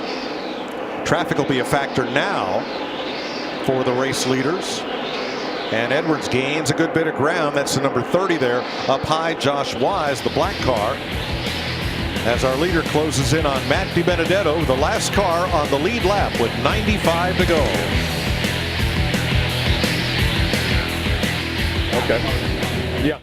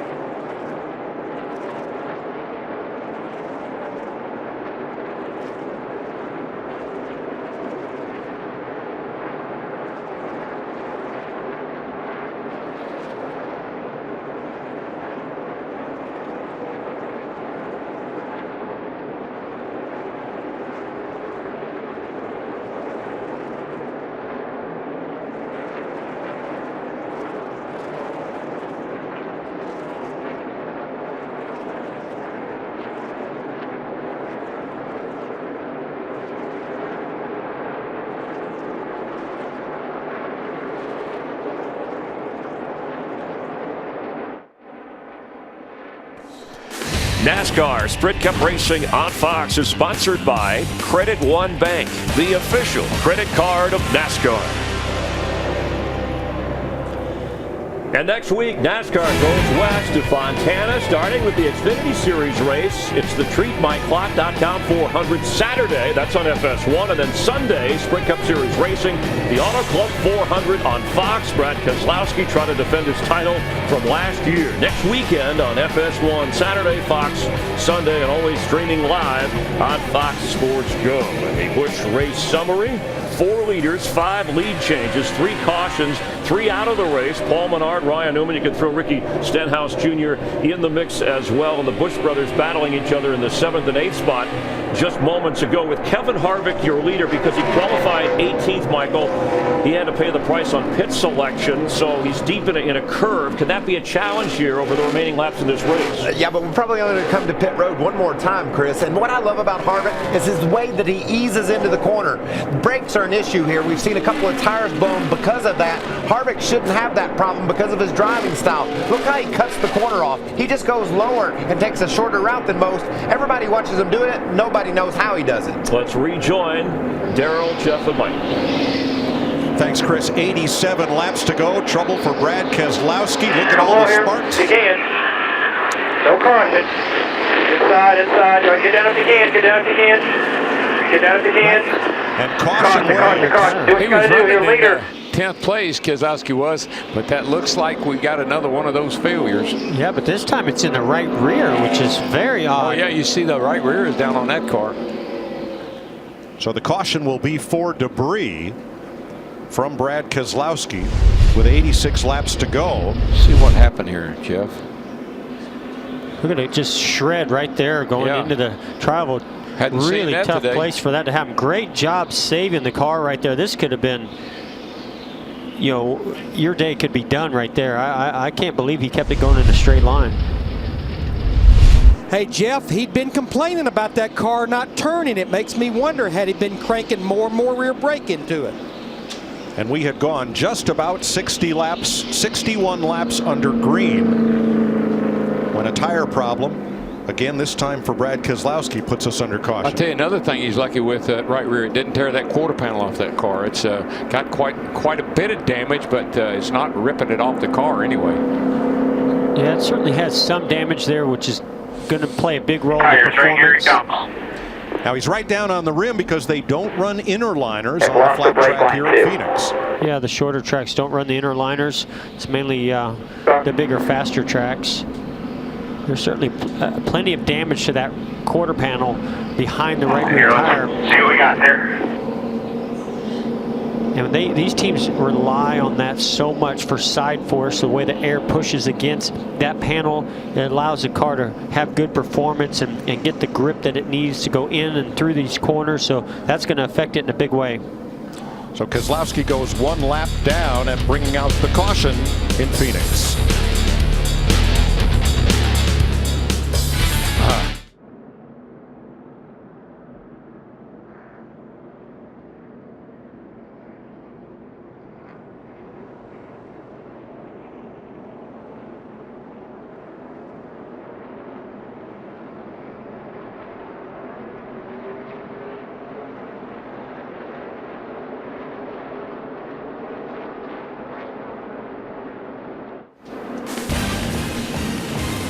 .85 laps to go. Pit road is open. Vince. The 19 of Carl Edwards, he said, I need some help in the center, but you cannot hurt my entry or exit. That's the key. It's going to be a chassis adjustment and 4 tires. Jimmy Johnson pitted from 4th, also a chassis adjustment and 4 tires for Jimmy. Matt. Kevin Harvick tight in the 4 car the last 3 runs. That's the complaint. Rodney Childers is going to fix it. You can see the chassis adjustment already completed on the 4. They cannot make it on fuel from here. Jamie. Joey Logano better on that run. Didn't know how to go any faster. A wedge adjustment here. Air pressure and a 4-tire stop for the 22. Wow, that was close coming off pit road. Wow, did you see what Kevin Harvick did? He was behind the 19. The 19 had another great stop. Pretty solid stop for the 4 car as well. But he cut that corner off there a little bit.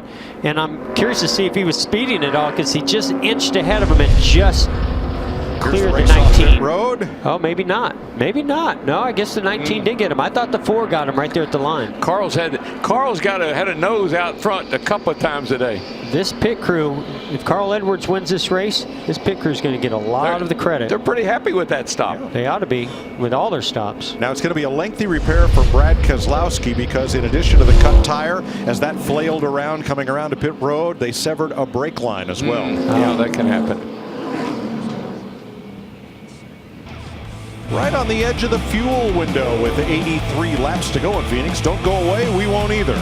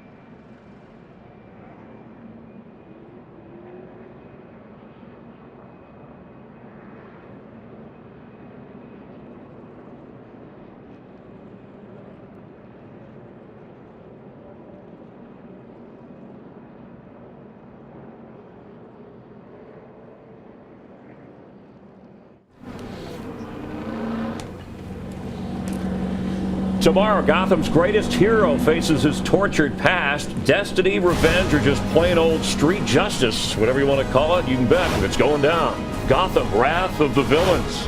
It's all new tomorrow on Fox. And the all-new leader, Carl Edwards, ahead of Kevin Harvick. A quick recap here at Phoenix International Raceway. The Joe Gibbs cars have the front row, but it was the Hendrick Chevrolets that made big moves early. Dale Earnhardt Jr., Jimmy Johnson coming from the rear of the field. Even Casey Kane making up some room. And then Denny Hamlin started third, the Daytona 500 winner, and miscue on pit road. Now he's worked his way back up to 8th. Dale Earnhardt Jr. taking the lead on lap 75, even though he started 26th. Kyle Busch, some problems in the pits. He slashed through his pit, and that's only part of the problem, Chris. When he backs up, he's too close to that wall, causing this team to fall all the way outside the top 15. And still has the most laps led, currently running 4th in this race. The Cactus King rising as Harvick taking the lead moments ago before Brad Keselowski, last week's winner, and the winner when we go to Fontana next Sunday, bringing out this caution, the 4th caution. So other than Carl Edwards, that caution, who did it help the most? Oh, it helped Kyle Busch tremendously. He went from 7th up to the top 5, and he's got a fast little Toyota. Back to Jeff, Darrell, and Mike. Thanks, Chris. Kyle Busch, the big winner on that round of pit stops. Kyle gained 3 spots. Jimmy Johnson lost 4. Great view from Monument Hill outside turns 3 and 4. Larry, now we're out here in the desert. Things get thirsty. Here we go, buddy. And we make it. To think we can go more than 60 laps without a tire issue, I think that's wishful thinking. But as far as fuel, with these caution laps, they pitted with 84 to go. I think from a fuel standpoint, most of these teams and drivers can make it. Vince? Well, that's certainly the case for the 19. Dave Rogers did tell Carl to save him some fuel, but he said we're right on our numbers, so everything looks good for the 19 from this point forward. Make sure you're saving fuel, but this could go to the end here. We're real close. Our tires look great. That's good news for them, but the chances of going 80 laps without someone having a tire problem, well, we haven't seen it happen today. Matt. Mike, Kevin Harvick was told even before he pitted, as soon as we drop the jack, start saving fuel. At this juncture, they reworked the numbers, and he is 1 lap shy. So if they go into an overtime situation, he's definitely in trouble, as well as the 22. Jamie? They just informed the 22, Joey Logano, we are short on fuel, didn't get enough in. We need more cautions, and I just confirmed it. They said we're quite a few laps short. All right, Brad Keselowski 5 laps down and back on track. All right, so the last time we were under a restart, Carl Edwards chose to do the inside lane, and Kevin Harvick got by him on the outside. Now, Carl said, no, I'm going to take the outside lane. I don't think Carl's car is as good on restarts as the 18 and the 4, but we're going to find out right here. I like my 4 car on the bottom. Into the restart zone, Edwards accelerates. Harvick is right with him as they cross the start-finish line. There he goes. Yeah, that bottom is 4 is so good on the bottom. I think I would have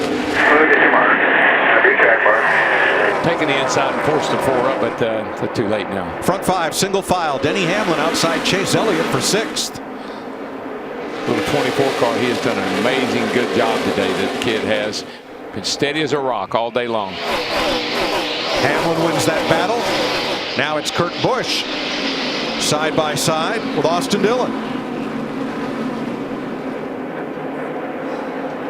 Chase Elliott and his team talking about fuel. We're about 1 lap short, so you're not going to do anything different right now. When we get going, you just go hard. If it goes green, it looks like it may go. Just think about how you'll save some fuel. I'll tell you, we'll get 30 laps there or so just to start lifting early. Yeah, so that's Alan Gustafson, the crew chief for Chase Elliott, and they have already set plans in place if they have to start saving fuel, and it's mainly just about liftoff points of where you start backing up the corner and lifting, and they have a pretty good idea based on the lap time and how far you're letting off of how much fuel you can save. Yeah, you got to let them get sorted out a little bit, kind of get single file here, and then you can start to back off a little early. But right now, you got to go hard. No saving fuel right here for Dale Earnhardt Jr. and Joey Logano. They're racing hard for this position. You got to go hard right now, try to establish your position, and then think about fuel. Pitched battle for 4th place. Logano has been able to hold off Earnhardt. That's going to bring Denny Hamlin right up to them. Next battle back. 9th place. Austin Dillon outside Jimmy Johnson. Jimmy Johnson had a frustrating weekend. Wrecked that car qualifying. They've just been slow in the pit all day long, Vince. Yeah, Darrell, they lost a spot on the first stop. They had a fueling issue on this most recent stop, lost 4 positions, but the car on track has been really good, and that's a good sign. Jimmy said that at the tail end of last year, they found some mechanical grip. That has carried over this season. They've led laps in all 3 races. Of course, already have a win, and pretty stout again today. Back up at 4th place. Earnhardt wins the battle with Logano. He passed him on the inside going into turn number 3. Moves to 4th, but quite a distance behind Harvick, Edwards, and Busch. See Denny Hamlin diving down on that apron again. We've seen him do that a lot and be really successful with it today, but sparks flying off the car. Yeah, he likes that, cutting that corner back there. I tell you, the guy that's really, really fast right now is that guy in that 18 car. He's fast. So we're back in the game here now, just like we've done all day. Manage your run. Got to make some laps here, make it live. They gained 3 spots that time on pit road. Put Kyle right back into position to challenge. But see, that's the different Kyle Busch. What happened in the pits and he got back in the field, he would have overdriven the car, maybe gotten himself into a wreck and knocked the fenders off the car, being aggressive. But now, puts it behind him, he pushes it on, and he is charging. Well, you talk about the old Kyle Busch. This is Kyle Busch, the Sprint Cup champion. That's we're what, seeing here. And that's what I think. When you become a Sprint Cup champion, you gain a whole nother level of confidence in your abilities. You think about things differently. You now know what you're capable of accomplishing, especially when you do it the way that Kyle and that team did it through adversity last year. Denny Hamlin right up to the rear bumper of Joey Logano. It's interesting when I see Denny Hamlin right there, and here he goes. He's going to make a move underneath him. Inside. He's there. Drive with you. There's only 2 car lengths of room. That was just through persistence right there. He just worked him and worked him and worked him and finally got Joey up off the bottom. Made a big run off of turn 2. But what I was going to say about Denny, he's not usually known for driving in really deep into the corners. He usually backs it up. But boy, right there we saw from that bumper cam in the 22, he drove in there really deep. Looks to me like Logano is struggling right now. Here goes Kurt Busch. He's going to make a move on the inside down in turn 3. Logano looks like he's forced to the outside here. See if Kurt can make the pass. That'll be 6th place. Guys, Joey Logano's crew wanted to make an adjustment. We've been looking at our Eagle Eye system that shows us the pit stop. Now, what the gas man does here is legal. You can see him right there. He has the can engaged. He's trying to put that adjustment for the tire carrier. Watch the tire carrier. He's going to go to make the adjustment, and you're going to see he's going to figure it out that the wrench is not there. I can't make the adjustment. So they did not get the adjustment they were looking for. When that fuel can is engaged, the fueler's not allowed to do anything but fuel. Can't place that wrench. And everybody learned that lesson. Yes, but the hard way. You saw everything has to happen in split seconds for that pit stop to go perfectly, and obviously that one did not. But that's how orchestrated it is. That tire carrier thought that wrench would be there when he stood up, and it wasn't. But that's how prepared those guys are. Boy, they really needed that adjustment, though. Yes. Logano was really strong before this, and he's really fading right now. He's hurting right now. He restarted 4th. He's dropped to 8th and may lose another spot to Jimmy Johnson. See, Jimmy's going to make that move, dive down on the apron. Joey will fight back as much as he can here, try to hold Jimmy down, but as they do that, here comes Austin Dillon. As they run side by side, he gets to close up. And that's what you do on a track like this. When track position is so important and passing's at a premium and tough to do, you pounce on that car. When you see that they're having trouble and they're losing positions, you get on them and you just force the issue as much as you can. Cole Witt had a lengthy stop, went back out, coming back onto pit road as Casey Kane and Jamie McMurray, 14th place, changes hands. We've seen a tremendous amount of passing today. Oh, yeah. I mean, this has been exciting racing. We've seen where there's fall off in the tires. We're seeing brake issues, which we don't want to see, you know, that melt these beads. But boy, have we seen a lot of positions change throughout the race.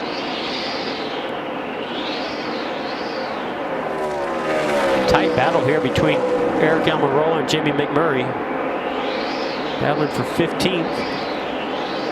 You see Jamie slides up to the top, keeps the momentum on the top, but then Eric goes to the bottom and tries to hook that apron and yellow line. They're wiggling. And if they don't get single file, Ty Dillon will be right there with them, and then Danica Patrick and Kyle Larson. You saw Eric Almirola right there, got right on the rear bumper, Jamie McMurray, to loosen him up a little bit, and got underneath him again. Might have to hit that bumper. Matt. Mike Brad Keselowski runs now back in the 30th position. It took a little longer than normal for the Goodyear engineers to dissect what happened to the right rear of Keselowski, whether it was debris or a melted bead. It indeed was a melted bead on the 2 of Keselowski. And I think that goes right back to what Larry McReynolds was talking about. He's having so many issues with handling that. I think he's moving all the rear brake back to the back of the car, or maybe they're doing something with their right rear caliper to try to keep the car from being free into the entry of the corners, and it's just building way too much heat up in that right rear. A lot of drivers, I think, like to turn the car off of the right front, so you're going to have a problem with the right front. Some guys like to turn the car off of the right rear, so you abuse that right rear a little bit more than you would the right front. So I'm not sure what they did there, but obviously he abused that right rear tire. 61 laps to go. Ty Dillon works the inside, makes the pass on. Oh, he doesn't make the pass on McMurray. Gets held off. Trying. Still trying Tony Stewart at the racetrack. And he went to the doctors this week, got x-rays that said that his back is healing nicely. He can begin rehab. Still no timetable for Stewart to get back behind the wheel of the 14. Kevin Harvick catching up to Matt DiBenedetto, last car on the lead lap. First the number 30 of Josh Wise. DiBenedetto's gotten the free pass twice today, but has made the most of it. He's in that group, staying on the lead lap. He made his Sprint Cup debut here last March, and has progressed well. There he is. Mike, on our leader, and Jeff and I've asked Jeff a couple times, it looks to me like, as we look at the DiBenedetto here going around the racetrack trying to stay on that lead lap, it looks to me like the 4 car just maintains the gap. He's minding the gap. He doesn't let Carl get too close, keeps him right where he wants him, knowing that he might be able to pull away a little bit later here in this run. Let's see how he's working here.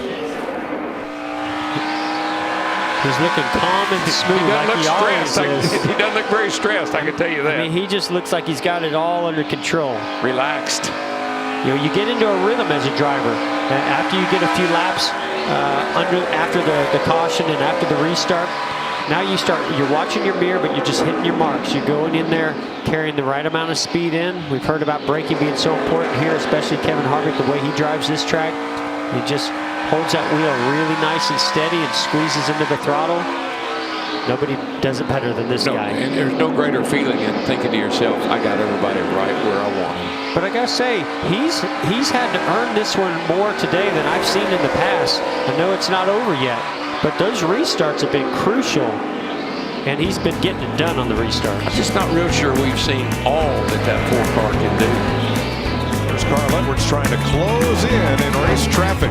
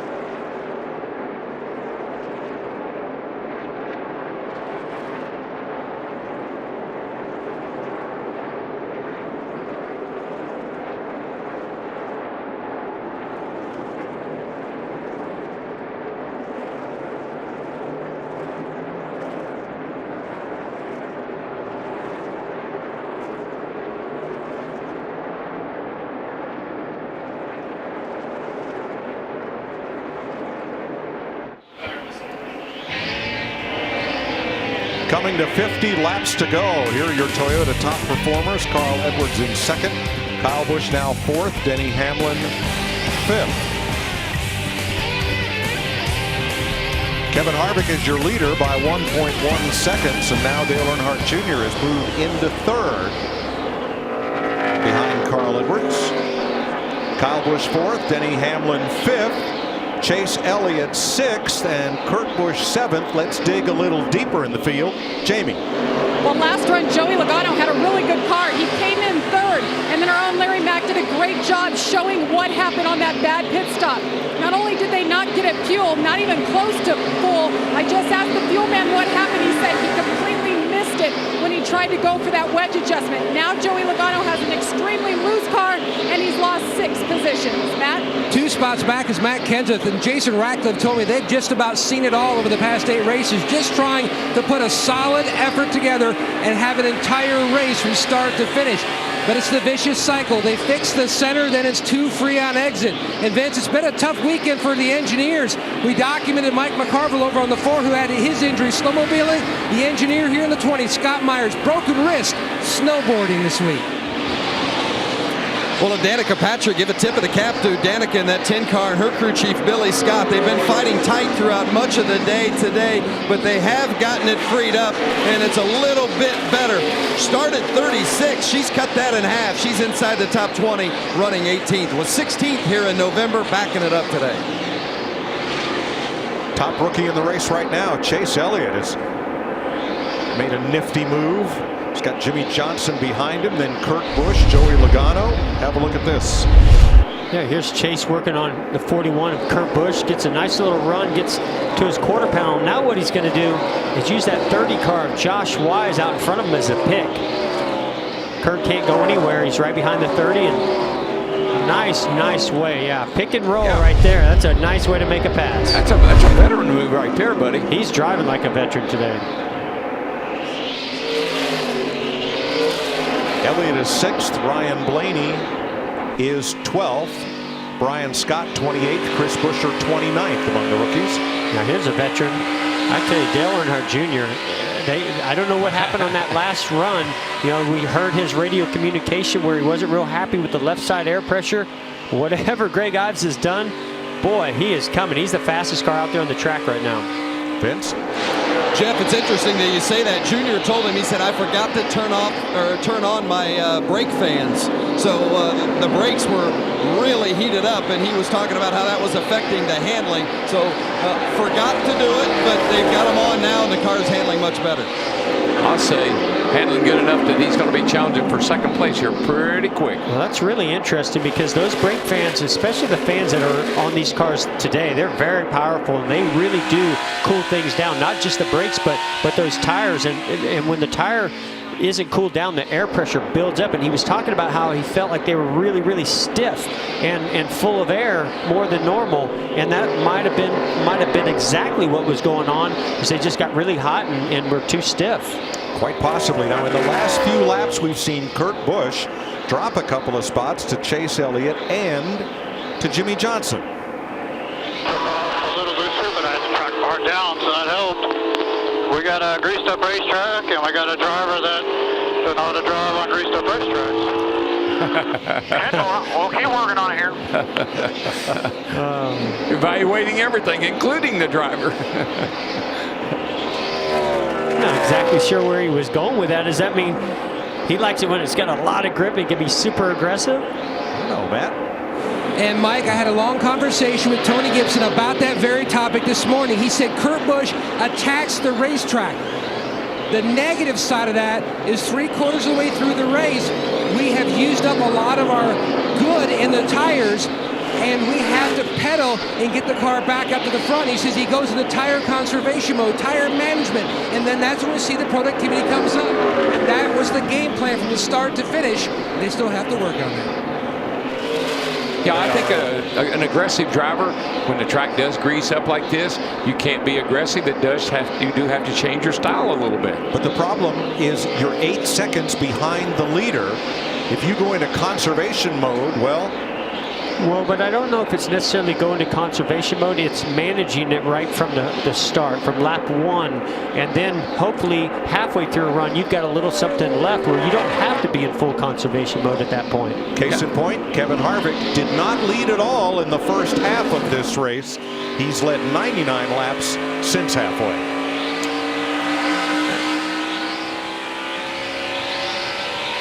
We've got a nice 360-degree camera in Austin Dillon's car. He's running 10th.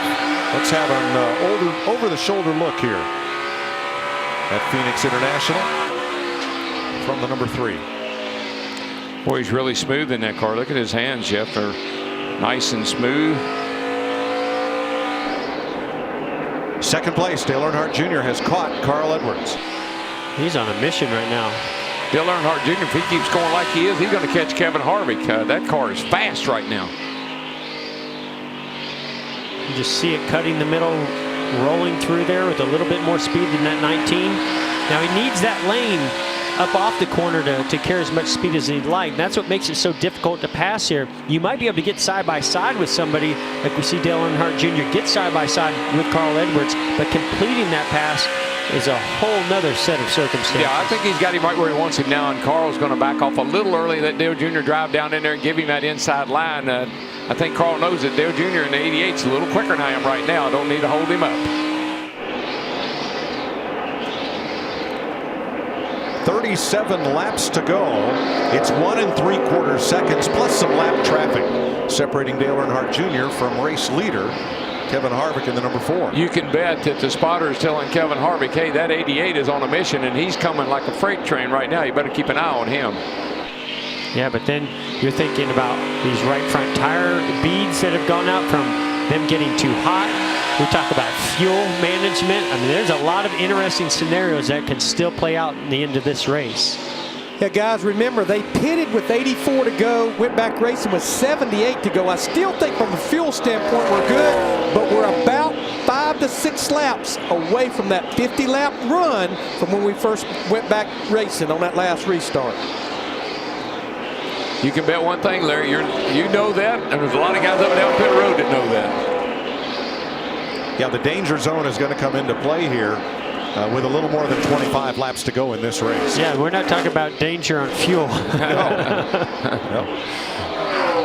Wait, at the end of the race, you push harder. You know, you just try harder. You got to. You're coming to the end of the race, and we see Benedetto here. He's trying to keep Harvick behind him. He's fighting hard for this position. He's not one. That's the last car on the lead lap. You know, that means a lot to these drivers staying on the lead lap. Yeah, an amazing day for that kid. He's done a great job today staying on the lead lap all up to this point. That's a pretty good job by him. Shows how hard everybody fights for a top 20 finish. 33 laps to go. We're going to stay right here to the finish.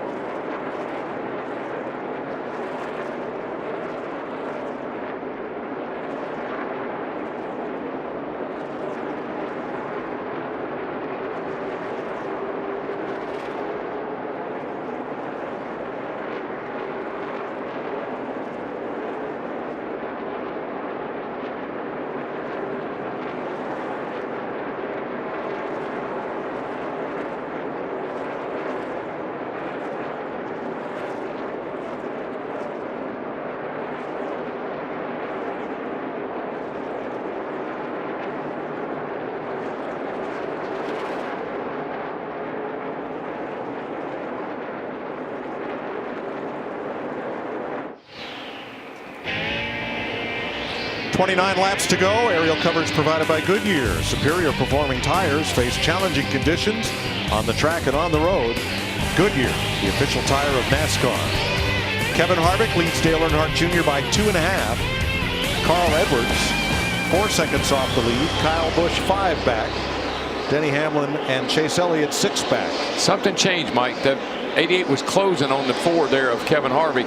all of a sudden, I don't know if Harvick picked it up. I think he did a little wee bit, and the 88 kind of tapered off and hadn't been able to close anymore. And you know what happens a lot of times, DW, is you catch traffic, and when you catch traffic, especially if you have to fight somebody a little bit, just those moments of being behind a car in the disturbed air there will just tighten the car up a little bit and make you work those tires a little harder, and sometimes you never gain that back. Yeah, Harvick is just so good at getting under people, getting them up out of the way, and if he needs to, he'll go the outside. He just seems to be able to go wherever he needs to right now. Mike, we've talked about tires, we've talked about fuel, but I've been digging around in my box of trends of the race, and what I did, I looked at the last 4 spring races here on this new configuration and repave, and the last caution flag on the average comes at lap 291, 21 laps to go, which is about 6 laps from now. That would be right in the middle of the perfect storm of where we've had the tire overheating bead problem today. 4 caution flags, all for tire issues of cars that were not handling well and cooked the bead and crashed. And if you want to know why does it happen then? What's causing it to get so hot at that point? Well, what happens is the grip level starts to go away more and more as you run, and you start having to use more and more brake to slow the car down getting into the corner, and that's when those beads start to overheat. Where did that voice come from? Well, it was either a driver or a spotter seeing something on the racetrack. I heard debris and I jumped up. And maybe that lap count has something to do with the concern, as we're now about 60 laps into this run. I know there's one guy that doesn't want to see a caution, that's the 4, and another guy that would love to see one probably is the 22. So 2 ends of the spectrum here. Don't want one, gotta have one. Matt? Mike, a few moments ago, Rodney Childers told Kevin Harvick, just give me a couple more laps of insurance, be a little more conservative, trying to save some fuel. Now remember, Harvick's last win came at Dover. 3 times he has finished second since that day. One of those here last fall to Dale Earnhardt Jr. I can tell you one thing, Matty, he's not saving anything the last 10, 15 laps. He's been in the 27 7s and 8s and 9s when everybody else had been in the 28s. So he hadn't saved much here lately. Maybe he's trying to get a nice lead where he can back off a little. With 23 laps to go, just about everybody here is holding their breath. Denny Hamlin splits a pair. There's a guy right on hot pursuit of that 11 car, Denny Hamlin. 24, Chase Elliott has been catching the 11 here for a top 5 run. Nice run again today by Chase Elliott. Yeah, he's been working on him for several laps as they weave in and out of lap traffic. Meanwhile, the gap at the front stays constant, about 2.5 seconds.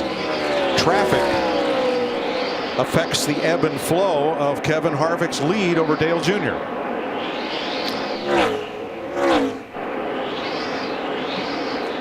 Harvick's getting in a pretty good spot here, Jeff and Mike.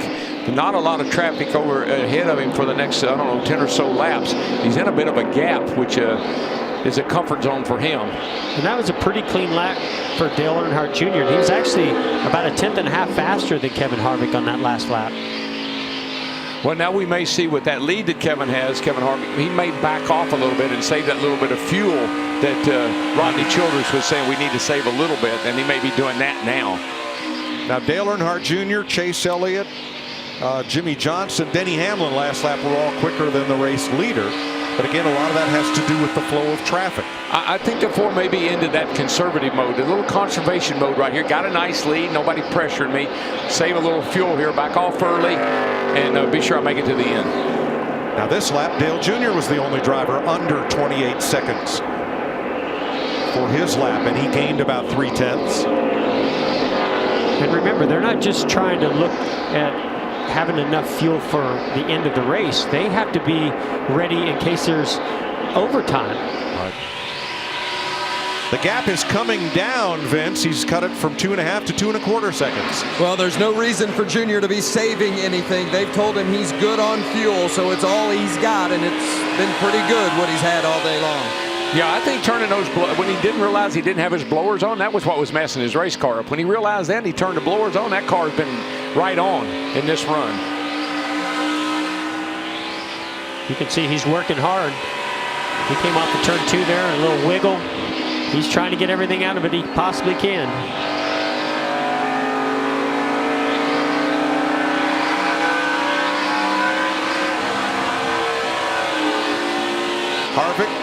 max speed, 149 miles per hour into that corner. Earnhardt was quicker. Dale Jr. is definitely driving it. He is driving harder right now than he has all day long. He's really trying hard. He's driving in the corner a little bit harder. Kevin, I believe, is on a little bit of a conservation mode at this point. When he gets up there, probably where Kevin can see him pretty good, he'll pick it back up. 2 seconds is the margin now. In the last 4 races here, twice, Harvick and Jr. have combined for a 1-2 finish. They've each won 1 of those 2. It's such a confidence booster, Mike, and Jeff knows this. When the crew chief can fix your car, it didn't qualify good, didn't practice good. They finally got it right yesterday. They started the race today, and he's been on moving all the way to the front all day long. Yeah, that's going to be a big confidence booster for them, not only for moving forward in the season, but when they come back here in November. Yes. Carl Edwards now 4.3 seconds back. Kyle Busch 5.4 off the lead in 4th.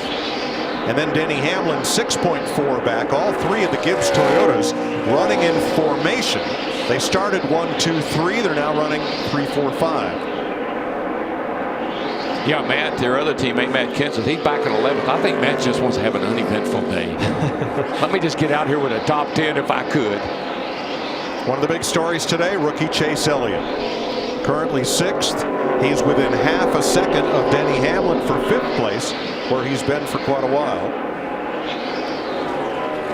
And Jimmie Johnson, what a great rebound from that qualifying crash that left him last on the grid. And in this backup car, top 10.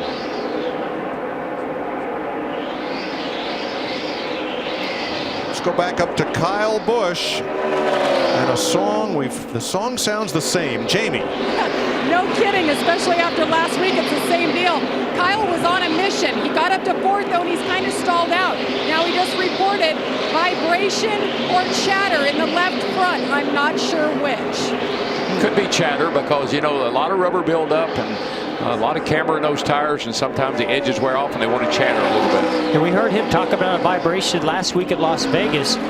Reports are that there were very few tight lug nuts on his right front tire. I believe it's the right front tire last week, and it was very, very close for them even making it to the end of that race. So I wonder if those fast pit stops are catching up with him a little bit. But those things creep into your mind. If you, last week, that's what happened, and now all of a sudden you feel a vibration. Is it happening again this week? They kind of creep into your mind, particularly at the end of the race.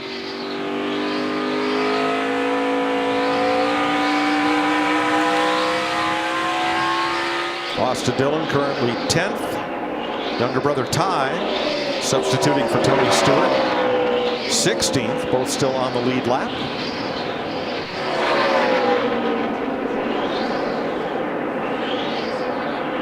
Well, this is the longest green flag run of the day, 67 laps. Don't say it, Mike. Don't say it. I'm stopping right there, Jeff. That's it. Making me nervous as soon as you said that. Oh. Kevin Harvick just passed Danica Patrick. She's been on the lead lap all day long. A nice job by her. And here's where the rookies are running with Elliott and Blaney on the lead lap. See Ryan Blaney racing with Chris Buescher right there, another rookie. I just think I've said this the last 2 or 3 weeks. I think the quality of the cars, the quality of the field is the best I think I've ever seen. These cars, we don't have a lot of caution. We don't see a lot of park failures. I think these are probably the best cars we've seen on track for a couple of 3 years, maybe. Casey Kane, another driver who's rebounded, had that very strange engine issue in qualifying, where he shut the engine off. It dieseled, started to spin backwards, confused the ECU, which ran it backwards until it blew up. Joey Logano's got to come in. He surrenders 9th place to make this stop, which comes with just 8 laps to go. Yeah, he was one of those guys that was kind of hoping. And Dale Jr. closing. He's now just 1.6 behind Harvick. Jamie? And they knew right away they were quite a few laps short, and that is the truth. 7 to go. They're coming down pit road for right side tires. Just enough fuel to get them to the end, and they're going to try to make that adjustment that they missed last time. It was a wedge adjustment, but with 7 to go, nope, they opted no changes.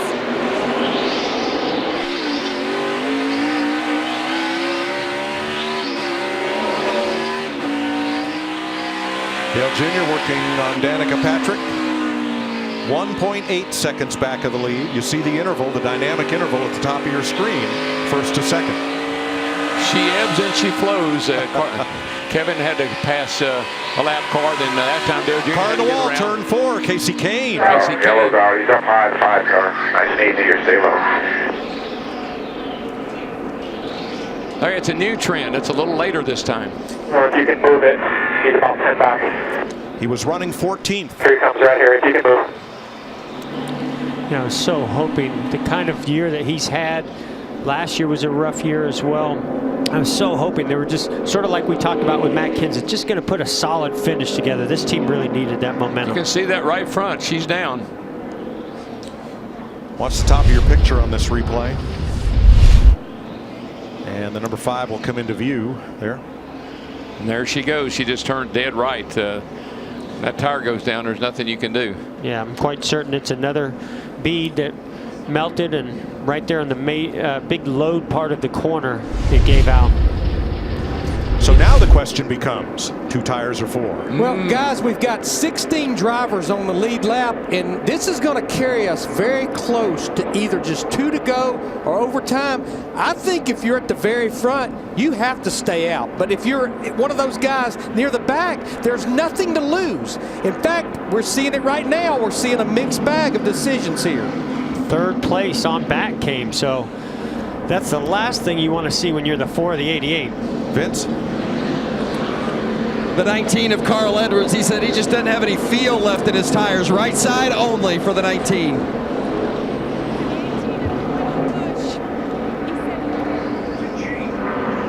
Jamie. And Kyle Busch, the call is for right side.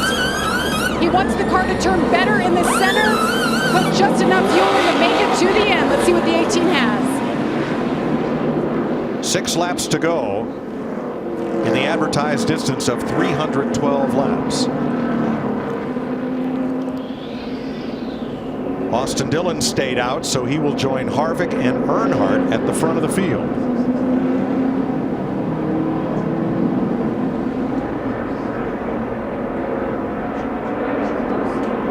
Excuse me, 4 laps to go. We're at lap 308 with 4 to go. Well, my question is going to be fuel on the 3 cars that stayed out. Vince.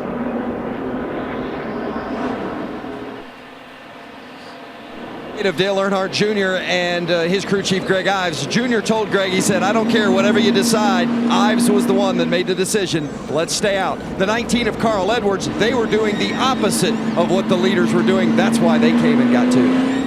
Yeah, the leader's the guy. I mean, he's a sitting duck. If he comes, they stay out. If he stays out, they come. So that's kind of the standard procedure. Scoreboard says 309, and the lights are still on the Chevrolet safety car, so that means we will be going to overtime. And I think as far as fuel is concerned, as soon as that caution came out, all those drivers shut the engine off. You can see Matt Kenseth right here shutting his engine off as well. This is going to get them into a pretty good fuel window. It's amazing how much fuel you can save when that caution comes out and you shut the engine off. So I wouldn't be too concerned about that. What I'd be concerned about is Carl Edwards and Kyle Busch in 4th and 5th with newer tires. Yeah, especially Kyle Busch. He's so good on restarts. And if you're not on it up there, if you don't make some good time through that first turn, he's going to be all over you. All right, we listened in on Dale Jr.'s team. How are you on fuel here? We're good to 318, 10 laps, but we just need to conserve under yellow. Getting ready for the restart. Casey Kane, by the way, his car's been repaired. He will come back on track, although he has lost. Well, we're showing 1 lap. I think they gave 1 to go, Mike. I think there was some conversation between Dale Jr. and Kevin Harvick up there about which side Harvick was going to take on this restart. It appears Harvick wants the outside. Now, the best thing that happened to Dale Earnhardt Jr. was Austin Dillon staying out, so that gets a little bit of a buffer, but we all know how aggressive Kyle Busch is on these restarts. Look for him to take him 3 wide at this start. So let's review the overtime rule. Once they take the green flag, as long as the leader makes it around to the overtime line in the middle of the back straightaway under green, The race will be official. You just got to watch spinning the tires on those older hot tires. Here's your Credit One Bank overtime looking for green flag. Harvick, nice restart.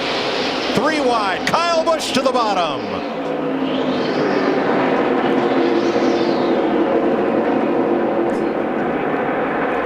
And they're going to make it off turn 2. Harvick the leader. The race will be official at the caution or the checker.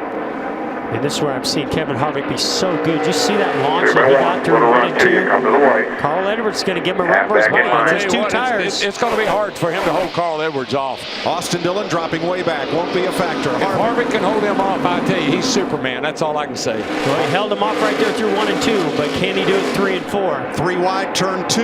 Everybody gets through. Next flag ends the race. There's never been a last lap pass at Phoenix. Here comes Carl. He's under him. He's going to move him up the racetrack. Got him up the hill. Here he comes. Wow, look at him slam. That's going to be. Too close to call. I can't call that one. Did you see them hitting one another? I think Harvick got it by a fraction of an inch. I think 1/100th of a second. What a finish. I tell you, okay, Kevin Harvick, Superman. I'll give him that. And you got to give Carl Edwards a lot of credit for making that thing interesting. Boy, he went for it right there. What a finish. This is them coming through the tri-oval on the back straightaway. Carl just dives it in there, and he just takes all 4 to the bottom. Here we go. Puts that fender in the left rear quarter panel. Bang. Harvick's going to bang him back. Bang. Man, they almost wrecked right there. Only one of the closest finishes in history, if I had to guess. Look at that.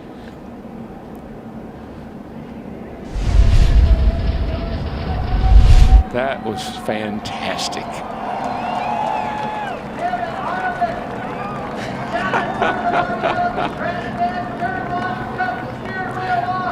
Boys, pretty amazing finish. Take a bow. You earned that one. You deserve it, buddy. Great job. It is so hard to beat Kevin Harvick, Rodney Childers, everybody at SHR. Now he held Carl Edwards off. I do not know, but he did it.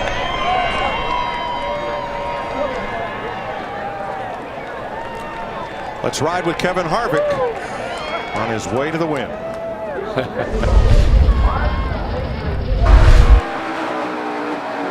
the top again. Watch your bottom now. Inside. Inside.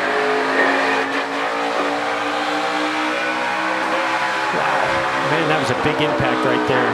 Inside still. That's what did it, Jeff. That impact. And I really think Carl Edwards is going to tell you, hey, I could have wrecked him. I could have spun him. And that was his way of battling them and doing it as clean as possible. You know, that's as great a finish as you're ever going to see in this sport. Vince?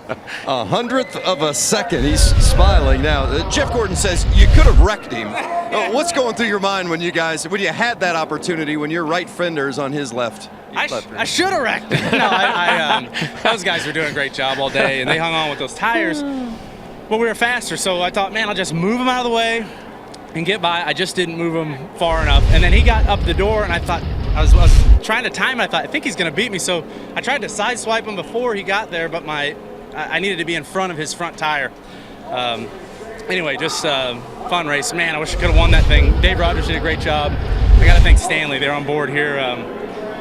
You know, hopefully everybody that damaged their stuff can use some Stanley tools and fix it today. But Harris, Toyota, TRD, Subway, Comcast, Xfinity, all of our sponsors. I wanted to win that thing, but you know, we win some, you lose some. It was a good race. So close, 100th of a second away.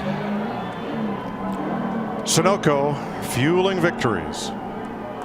The Cactus King, Kevin Harvick.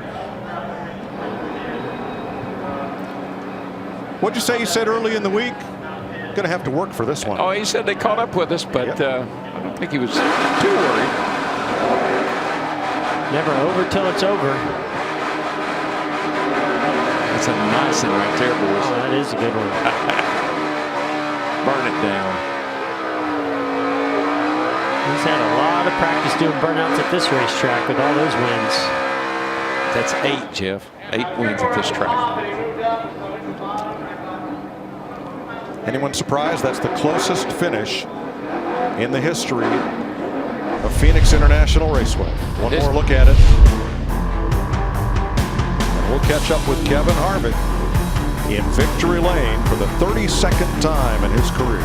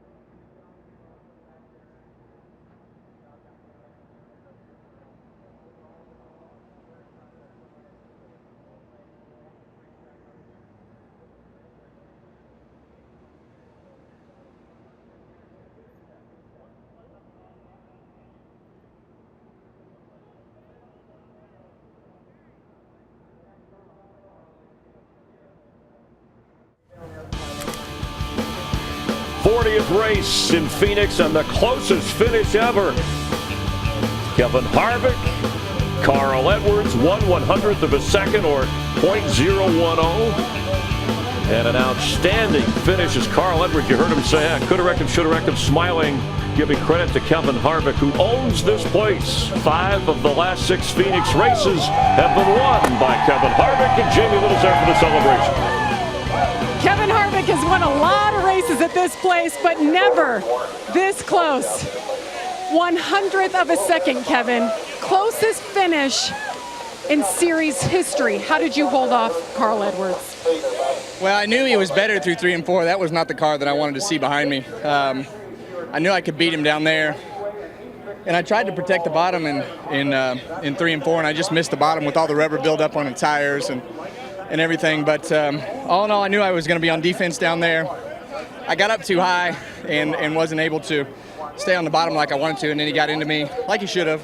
And once I got I knew I needed to get a good run off the corner, and I was going to have to get into his door, and it worked out just barely. But all in all, I just want to thank Jimmy Johns, Busch, Chevrolet, Mobil 1, Dytek, Hunt Brothers, Bad Boy Buggies, Morton Buildings, Outback, everybody at Stewart Haas for everything that they do. And I want to say hi to Nook, who had a snowmobile accident this week. We miss you, buddy. Kevin, no matter what they throw at you, a different tire, a different package, different competition, even closing the gap on you, you still come out on top. What is it about this place that makes you so darn good here? Yeah, I just like racing here. It's just one of those places where, you know, I feel like I've been here enough times to where I can move around and find something to make our car work.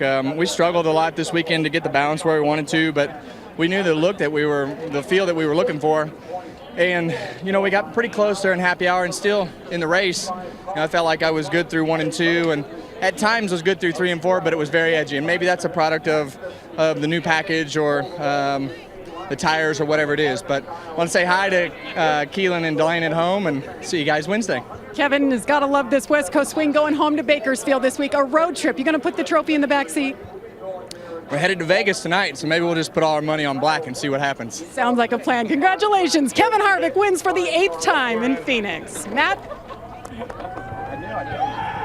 The last 2 trips to Phoenix, a first and a second for Dale Earnhardt Jr. Jr. Was lane choice the key there on the final restart? I'd love to have the top so I could get them guys on the bottom and hold them down, but I had the bottom and new tires on the outside of me was a lose situation. But we finished really good. I don't care about the call. I don't dislike the call to stay out. And we had an awesome car, and that's 3 weeks in a row. I've enjoyed the hell out of driving it. So had a fun day, and we ran great. Really, really good. So proud of my guys. Junior second here at Phoenix. So not just another ho-hum Harvick-Phoenix win, dramatic here in the desert. There really was a duel in the desert. Came down to him and Carl Edwards, the chase grid after 4 races, and Michael Waltrip of 4 different race teams. This is the first win for Stewart-Haas this year. So the super teams, you expected to get some victory. So put another guy in the chase. Yeah, and just think about how close Carl Edwards was to locking himself in this chase. That's what it's all about this time of year, Chris. Getting in the chase so you can focus on a championship. So the man of many victories in Phoenix and many nicknames. Happy Harvick, a Bakersfield Basher, Closer, Cactus King, Kevin Harvick in victory lane. That's how close it was. Photo finish by the nose of his number 4 Chevrolet. We'll have more from Phoenix in a moment.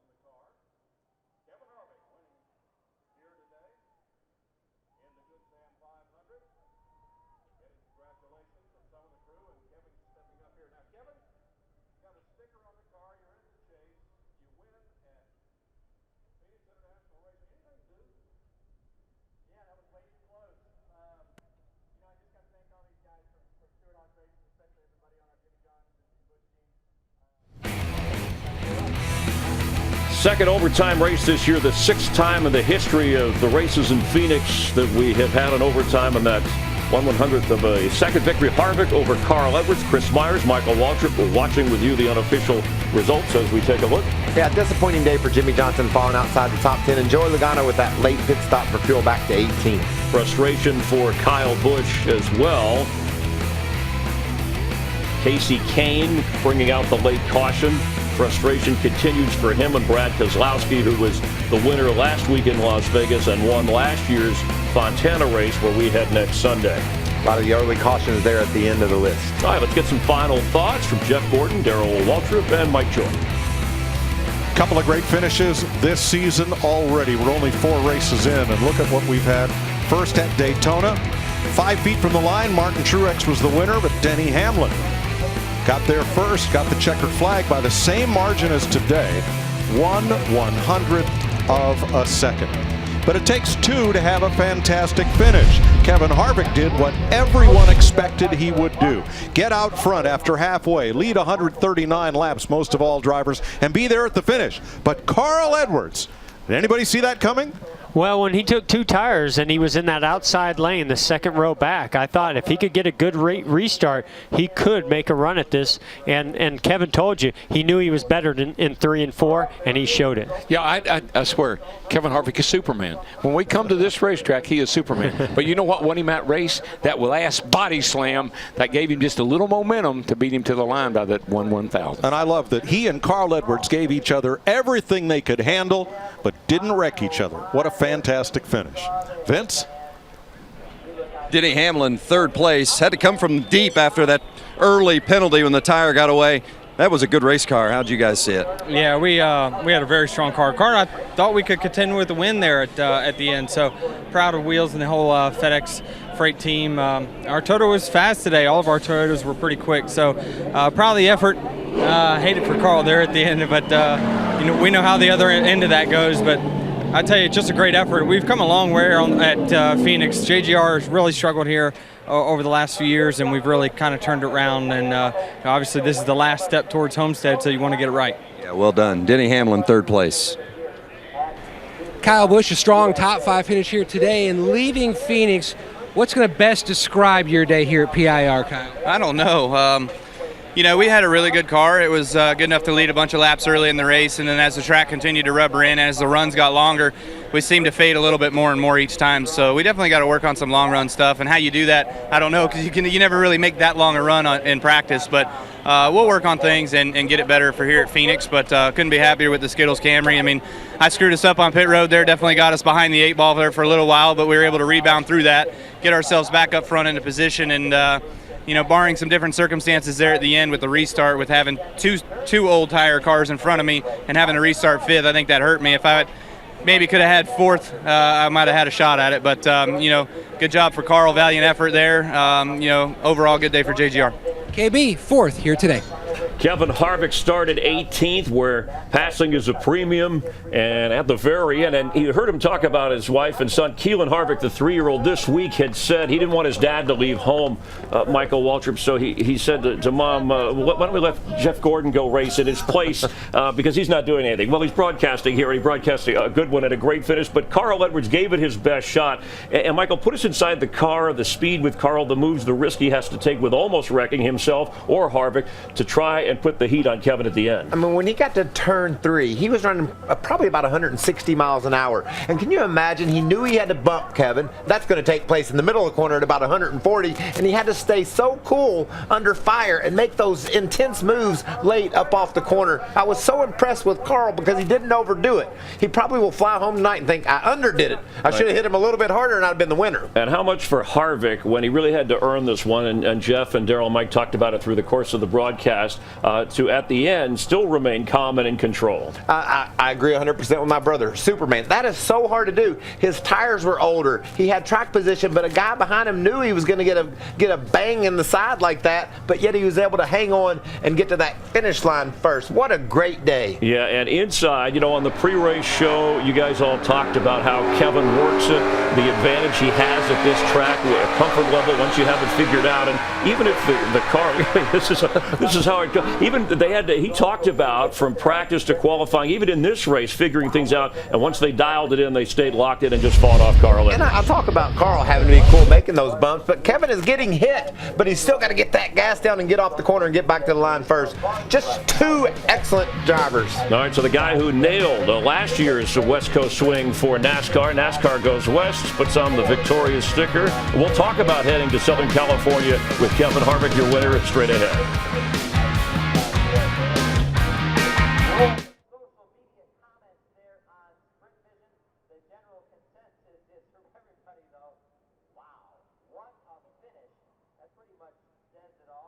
Holy cow, that kind of says it all as well. Man, oh man, what a finish. It's on right here at Toontown, USA. Again, thank you so much for coming on out. Want to send special thanks to the Sprint Vision crew, Eric Morris, Jim Cradle helping us out up in the booth, Lauren Hotz helping me out. As I said, the entire Sprint Vision crew making us look good. My next door neighbor and my sound engineer, Mike, for helping us sound good. On behalf of myself, Dean Strom, my tag team partners, Jim Mueller, Jason Galvin. It has been fun. We're going to be back here in November to do it all over again. Thank you so much for coming on out to Phoenix International Raceway. Have a good night. Please do drive home safely. Good night, everybody.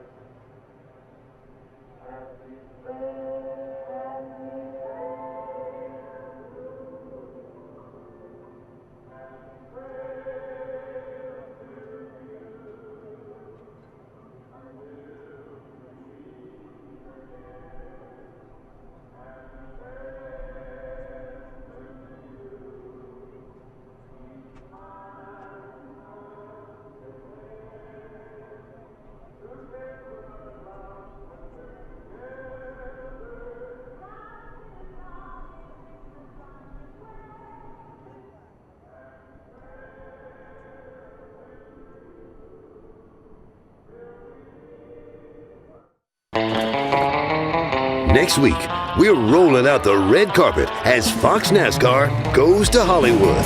The biggest stars will do battle for 400 miles under the sun. It all starts with race day at 2:30 Eastern on FS2 and continues on Fox at 3 Eastern. We hope you join us then. Remember last year, Kevin Harvick won 2 of the 3 NASCAR Goes West races, was second in the other one. Well, he gets the win here, adding to these incredible numbers at Phoenix. We talked about all the nicknames. Tack on another one, and these are the most dominant numbers you'll see from any one driver at one track in a long time. That's unheard of. Nobody comes to a place and just hits the setup that close every year and be able to pull off victories like that. That's amazing. And now we go from a 1-mile track to California, the Auto Club Speedway, a 2-mile track. The last 3 races at the Auto Club Speedway have all been settled by a last lap pass, so Harvick should feel real comfortable. We're going to see something that I love, and that's a lot of speed. Remember, these spoilers on the back of the car are littler. That means less downforce, less drag. They're going to go down those long straightaways at California Speedway well in excess of 200 miles an hour, and last lap passes are common there. So let's talk about what we've seen. We've seen 2 outstanding finishes, the closest in the history of the Daytona 500 and here in Phoenix, but 4 different winners and 4 different race teams as we go to the Fontana race, and drivers you expect to have victory. So what are you looking for? Just more of the same. You've got to be one of these top organizations, especially with the new rules. Anytime NASCAR changes the rules, the teams that have the most resources are able to get on those rules and make the best decisions for the handling of their cars. And then plus, Chris, the best drivers drive for those top teams, so you're going to see more of the same. No, that's a good point. The super teams have all had early success and a terrific finish once again, and more terrific programming coming up on Fox tonight. Bob's Burgers at 7:30. The Simpsons always, your laugh out loud Family Guy, and then The Last Man on Earth. Don't forget Victory Lane over on FS1. Kevin Harvick will have plenty of time to sit and talk with us about how he and his team were able to dominate once again on a day where it didn't look the best for him, at least coming in, starting outside the top 15. That's Sunday, the Auto Club 400, as we've talked about, 3 Eastern, noon Pacific. Hope you turn that clock forward. Coverage beginning on FS2 with Race Day. This has been a Barry Landis production, directed by Artie Kempner, who celebrates his birthday tomorrow. He's the world-famous director, and he'll tell you. Just ask him. For Michael Waltrip and our entire gang, congrats to Kevin Harvick here in Phoenix. I'm Chris Myers. Thanks for being a part of NASCAR on Fox.